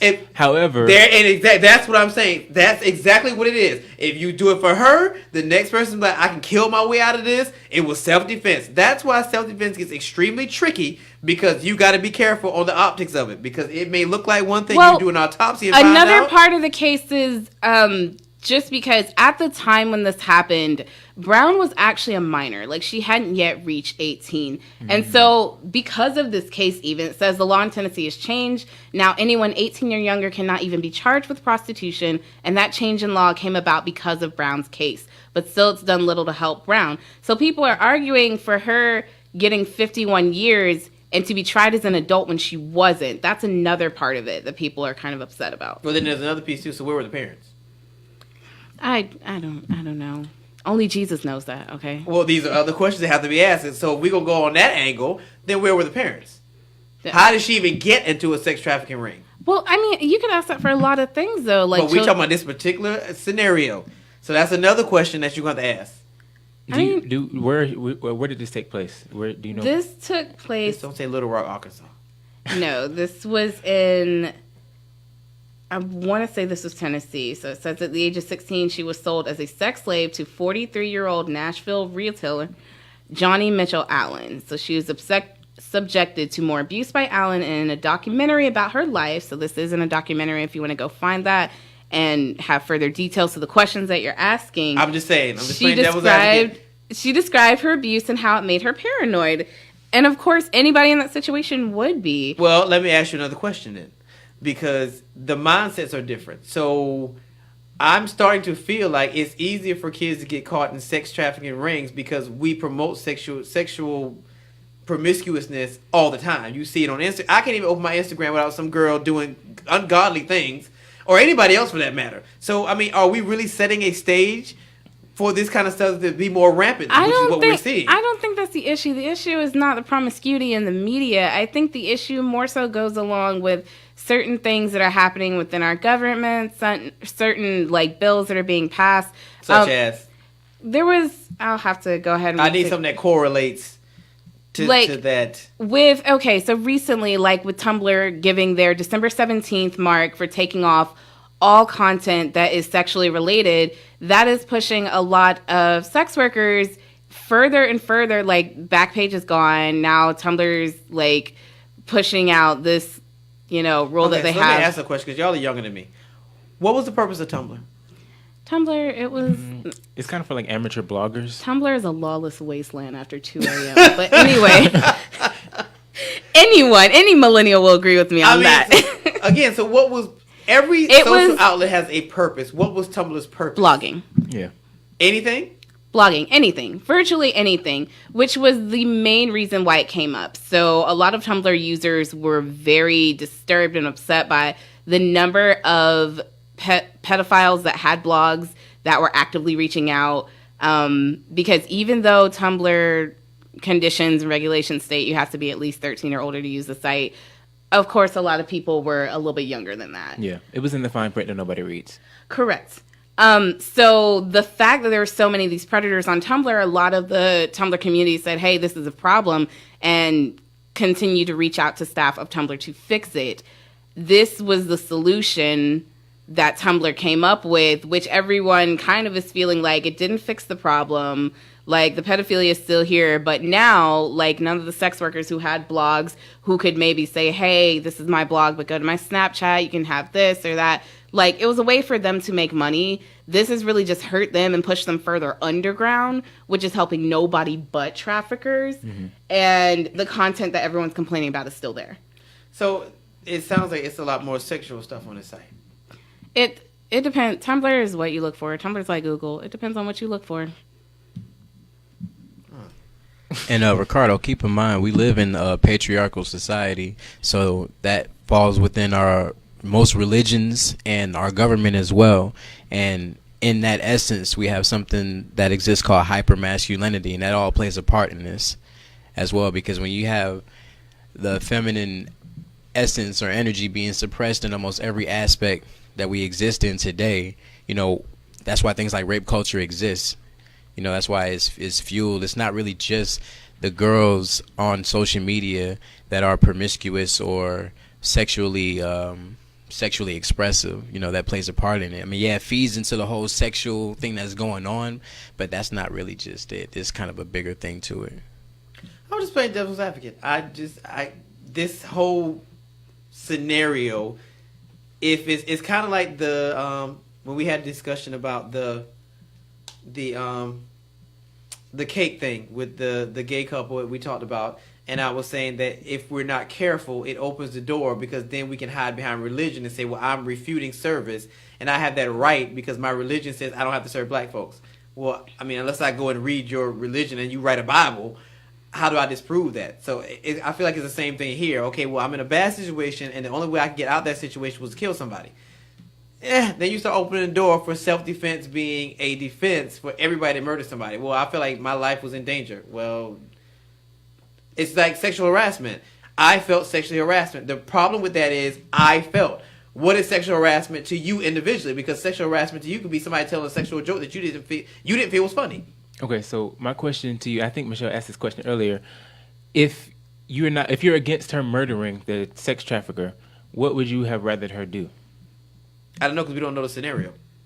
So we don't know if in that moment it could be like one of those movies. Think it has been proven that she was being like trafficked sexually. Like, so that was proven. There was never any issue with that. The issue was, and it says that many people have been lobbying to get Cyntoia Brown free, including celebrities such as Rihanna and Kim Kardashian West. Kim Kardashian West even going as far as paying for the services of former O.J. Simpson Dream Team member Sean Hawley to help with Brown's case. I think it's the fact that she was a minor who was tried as an adult. I think people are sympathetic to the particular circumstances of the case. Mm-hmm. And I think it is kind of a lengthy sentence just for what's happened. I think 51 years is a bit much, especially with her not even being an adult. How old is she now? She was 16 in 2004? She was 16 at the time. Right now she's 29 and she's serving her sentence. So she's managed to get her associate's degree while she's been serving the sentence, and it's rumored that she's even going for her bachelor's. Did you say she has nothing but time? She has nothing but time. Ricardo, can you be a little bit sensitive? You say it like it's some. All she has is time. Well, not everyone decides to do that with their time. She should be a lawyer. Well, not everyone decides to do that with her time, so I think it's admirable that she's choosing a very constructive route at the moment. I just want to say again that I am not saying I agree with sex trafficking. Of course I don't. But I also am a law person. So when you start talking about legislation and laws, that's when I start playing devil's advocate. You can't just start slapping people on the wrist because they shot their way out of a bad situation. But can you try a minor as an adult? And can now, that's you, a whole other issue. After that, convict a 16-year-old to life in prison? I mean, either way you look at it, she still can get something because it's murder. Of course. I'm not arguing that she shouldn't, but I'm arguing that the sentence is too much. Like, I'm arguing that it's extensive, and I am arguing that maybe it's not such a bad idea that this is now trending and more attention is being brought to the case, because I do think it needs to be Let me ask another question, because this is one of the variables that will affect how this plays out. What ethnicity is she? She is, and it's funny you asked that, she looks very ambiguously biracial, but I want to say that she's a black woman. That's how it looks like. That's I'm going to let you look at this and tell me, because her skin tone says ambiguously black. Her eyes say Blasian. Oh, she's African American. Okay. Yeah. Well, the fact that she's African American, this will definitely be interesting to see how this plays out. But again, when it comes to legislation, we have to be very careful, because people will come behind you and cite your case to make their case. And like I said, that's law. You're a lawyer. You know this. That's law all day. You look for cases that are similar to yours. Jurisprudence, and that does not make me feel warm and tingling on the inside, because. But the fact of the matter is, with this sentence, the law has already changed because of her. It said that the law in Tennessee has since changed, and that her case is the reason why it changed. Because of the trying as a minor thing, or correct. Now, anyone 18 or younger cannot be charged with prostitution. And it's because of her case that changed. So either way, she's changed the system in some way. So since the law has been changed, because of her case, why should she not benefit from that? Especially when at the time she was 16. Right. So she should get, like you said, some benefits from her from that law. being Exactly, changed. but it says here that it hasn't, and I think that's the thing that people hold issue with. Well, that's messed up. Yeah. I can get there. I But can get there. I just don't want us to glaze over the fact that somebody was murdered in this whole no, scenario. we're not glazing over the fact that a human life was lost. But I will ask you, Even if he's a dirtbag. how human are you if you are 43 and you are paying for sex from a 16-year-old that you know is not there? That's not the job Because of she the wants law. to be there. That is not the job of the law. We're or not talking about the law now. It's I moral. just asked the question. But How human? who defines How human moral? are you really? Who defines morality? How human are you really? It's just morality is right and wrong. Who That is clearly defines wrong. Morality is relative. And again, I'm just playing devil's advocate. I don't agree with any of this crap. But I'm just saying, Oh, who so you- defines morality, especially in our decaying society? Who's defining morality? Trump?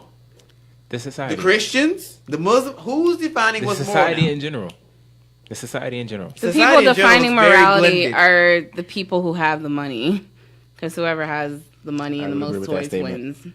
I'm just saying. But it does says currently that over 100,000 people who have heard the story have signed an online petition, and Move On, which hosts the petition, tells Bustle that the petition was started in 2013, but it's still out there. So if you guys would like to go ahead, you can look for it, hashtag Free Centoya Brown on social media, and find that petition if you would like to sign it and maybe add to or help her case in any way. I just want to say on the sidebar that I'm very excited. We're in the holidays, and I have every intention of finding How the Grinch Stole Christmas, the original version, today. Oh my The god. Jim The Carrey The version? original version? That is not the original. Kyle, you I'm sorry, fired. I just told my age. Yes. I'm young. You are Jim fired. Carrey, right? Jim Carrey, right? 'Cause What? That's the only one that matters, right? That's the only one I know. What, the Dr. Seuss cartoon version? Is that what you're Yes. talking about? Oh. The original Yes, Dr. the Seuss. the animated version. The one that hurts your eyes when you look at it too long. It's just like, oh my god. when You was both this are movie? fired. Like, are you serious right now? I'm What sorry. do you think Jim Carrey got the doggone thing from? Oh my god. Jim Carrey's This amazing. is how I know. He can This do is how I know I have whatever he millennials in the studio. This is exactly how I know. All right, Kyle, what you got? All right, so earlier today, like I was telling you, I saw a video on Twitter that was saying how China is holding Muslim people in internment camps, like the Japanese people were held in internment camps. So I did a little bit more research, and I found that they are in fact holding Muslim people in internment camps, making them pledge to the Chinese flag against their will. A woman and her mother, a woman who's a mother of 3 children, told a congressional committee this week that she was tortured and suffered the loss of a child in a mass internment camp, pressing the U.S. to take punitive action against China's detention of Muslim minorities. China's defense is that it is a mass re-education camp, and the goal is to modernize the effort intended to combat religious extremism. The re-education of what exactly? They just want their religion. They're forcing their religion on Muslim people, basically. Also, I have a question. So you said that the U.S. was getting involved in this and They questioning want China. the U.S. to get involved. Okay, the U.S., the same country that not too long ago was putting children in cages. Yeah. Further reports say I that just- there have been more than 1 million people that have been put in these internment camps against their will. And the woman who's 29 said that she was first detained for 2 months in 2015 and separated from her infant triplets, who one of them died. She said that she has been tortured during her second detention in 2017. Side note, she's been in 3 separate detentions in China. So they're moving these people across Right. China. Okay. And she suffered sleep deprivation, and she was electrocuted in what is called a tiger chair. And when these people die, they are not sent back to their families. They are cremated. And there are tons of people in the Muslim community who have family members in these internment camps in I China. did not even remember China having that big of a Muslim population. Like, I'm trying to pinpoint the timeline of exactly when they started to get that influx of the Muslim community. I also read that China they're keeping their media very tight, which is why nobody knows about this. China. Yeah, So, they always yeah. do. I was really shocked when I heard about this, so I had to do more research on it.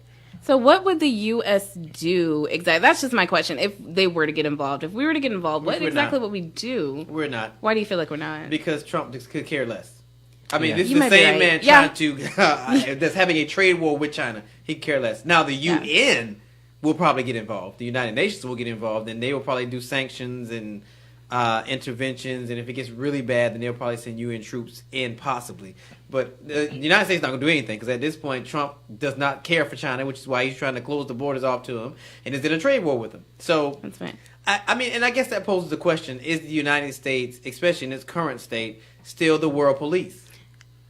We're the world. Oh, I'm going to catch some flack for this. I'd say we're more so the world bullies, not really the world police. Yeah, I agree with that. Just how so? Where are we making that from? Because, go ahead. Because everywhere, we seem to place a lot of our troops, and not just now, but like throughout our history, would place troops around the world, but really to our own convenience. We would always have ulterior motives for these things. If you look at now with a lot of peoples from Mexico, not just Mexico, but South America, trying to find asylum in the United States, they're finding asylum because of situations that over time the U.S. has contributed to with the military and the things that we've done across seas. Mm-hmm. So now when these people come to us for sanctuary because we've created situations that are not fitting for them back at home, we now close off our borders and say, no, nobody can come in. And I just don't feel like that's an appropriate way to handle the situation. Like you can't willingly go and mess with the climate or the government of a certain place and then pull out your forces and say, okay, our bad, and we're leaving now. And then when everything's just torn to bits, say, no, you can't come. Even though we are the cause of that, no, you can't come over here. I don't know, like... I think history shows that America literally uses people and then throws them away. Okay, both of these statements are very strong statements. Also in our history, what you will see that we had to kind of play chess to maneuver things because, especially when you start talking about third world countries, which are no longer third world countries, but, third world countries who wanted our support, who wanted, our surplus and so on and so forth, we had to do a lot of chess moving. Now, in our current state, leaves much to be desired. But I don't think we can dispel that. My more concerning issue is when you start talking about camps and groups and cults and ideologies, I immediately start thinking about the Holocaust. And it makes me very nervous. Mm. Especially you say reprogram people or reform people. That's what Hitler. Well, you have to remember, like, America had our own camps. We did. Mm-hmm. The Japanese internment camps. Yeah, absolutely. Mm-hmm. And very recently, the camps we had for all of these migrants who are seeking asylum here. Yeah. Like, I'm not even sure. At one point, when the U.S. said that, children had to be returned to their families, there was, like, a certain number of children that they said they either couldn't return to their families or they had lost even. Mm. So, I mean, if we're doing the same thing, how can we rightfully send out troops to other nations and say, hey, what are you doing? And that's kind of what I mean. So maybe bully was a strong word, but just the hypocrisy of it kind of like rubs me the wrong way. Because if we're doing it, then you can't look over and say, hey, stop that. Like, you're doing the same thing. Like, maybe not to the degree. We're not putting people in, what was it, tiger chairs? I don't know what that is. Tiger chairs. Yeah. It's just some kind of, like, type of electrocution chair. I'm going to look more into it. But going back into my statement about America uses people and then throws them away, if you think about it, Muslim people don't necessarily do anything for America, especially when you're talking about Trump. If he's been told that there are internment camps in China that are holding Muslim people hostage, he's not going to necessarily do anything because he doesn't get any benefit out of helping them. That's a good point, too. Very true. So, I mean... You would argue that the extent to which America is willing to help a certain nation would always be in correlation to the benefit that we could receive out of it. Yeah, but that's anybody. That's human nature is to do that. I'm more inclined to do something if it's going to benefit me. Doesn't mean I won't do it. I'm just more inclined to do it if it's going to benefit me in some way, in some shape, somehow. That sounds very opportunistic, Ricardo. And no, that is human nature. Sounds a little grinchy. I'm not going to lie. Honestly, that is human nature. A little holding on to that line for the longest to use, but that is human nature. There are some people who are compassionate, but I am more inclined to do something for you if it benefits me, even if it's not right now. Okay. At some point. But what about doing the right thing? It's the holiday season. Who defines the right? We're back to this again. Who defines what's right? It's the holiday season. Goodwill towards men, peace on earth. What about the right thing? Yeah, and what you're going to get is a bunch of people feeding homeless with a bunch of cameras trying to get photo ops. They're still doing the right thing, but their motives may be a little different. Does that make it wrong? You could do the right thing and do it for the gram? No, absolutely. That's fine. Did you say do it for the gram? You could do the right thing and do it for the gram. And that is the takeaway, ladies and gentlemen. I will definitely say. that it doesn't matter what you do, even if it's for the gram. Okay, I didn't say it doesn't matter what you do. If you're I'm out just- killing people for the gram, it's different. But if you're doing the right so thing, now murder is different. murder is always different. Look, again, I just get very nervous when people start saying reprogram folks or start using words like that, because then we start getting to extreme measures, and before you know, they'll be gassing folks or all kinds of stuff. And China's already guarded as it is. And they literally use the term re-education camps. Yeah, see. But here's my thing. You're talking about reprogramming people. What about this mantra of "Make America Great Again"? Is that not a re-education, a reprogramming of some sort? It is a kind of a or would you say rebirthing it's statement. Yeah. That's What, the the Make America Great Again? Mm-hmm. Is that not a mantra? Is that not something nationalistic to hold on to that may be bad or may be good? We're seeing the fruits of that, so you can answer your own question. People, again, but you So go we're back. doing the same. We're kind of doing the same thing and implementing the same tactics to a much lesser degree, but it's still happening. Every president has had a slogan. I just want you to know. Has there ever been a president whose slogan has been as impactful as this one? I think this slogan is only as impactful as much life as you want to give the slogan. To me, it's spoken out of ignorance, and that there was never a time where America was great. To me, it's speaking out of ignorance. It's just a dumb person talking. That's my perspective. But it's all an individualistic perspective. How do you define when America was great? And however you define it, that's what you want to go back to. I will leave That's it. why it's going to resonate differently with different people, because however you define the great America, if you don't feel like that's what we're in now, how do you get back to that place? It's all relative.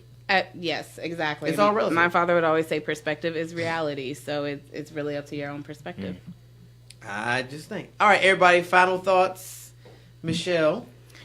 Final thoughts. I know personally I am really rooting for Centoya Brown, so I hope really that we get some headway and that all of the petitions and the noise that people are making, both regular people like you and I and celebrities in Hollywood, I really hope that does go towards the benefit of her case, because I don't know, have a soft spot for traffic victims. Kyle? All right. I really enjoyed talking to Roosevelt Boles today and seeing your cameo in your little video. Oh, my God. If you guys have not seen it, please go on YouTube and find it. Scour the floors of YouTube for it, please. He gave a really good perspective into the gospel music industry, because I thought I thought people would be different from in the gospel industry versus the hip hop, pop, or R&B industry. So that was really cool. Yeah. All right, so today, in exactly an hour and a half, you can see episode 2 of my TV show on the Now Network, the Leadership Blend TV version. Episode 2 airs today at 3:30. Check your local listings for times and when it's airing. And if it's not in your area on your cable box, you can always stream it on the Now Network. I did it last week. I was overwhelmed. And on Friday, it's just us. But on Monday, we're having a crossover show with the show that comes on before us on Mondays. Dr. Sonia will be with us on Monday to talk about mental health and the holidays. So everybody, we will see you on Friday, same time, same place on the Leadership Blend with your host, Ricardo D. Rice.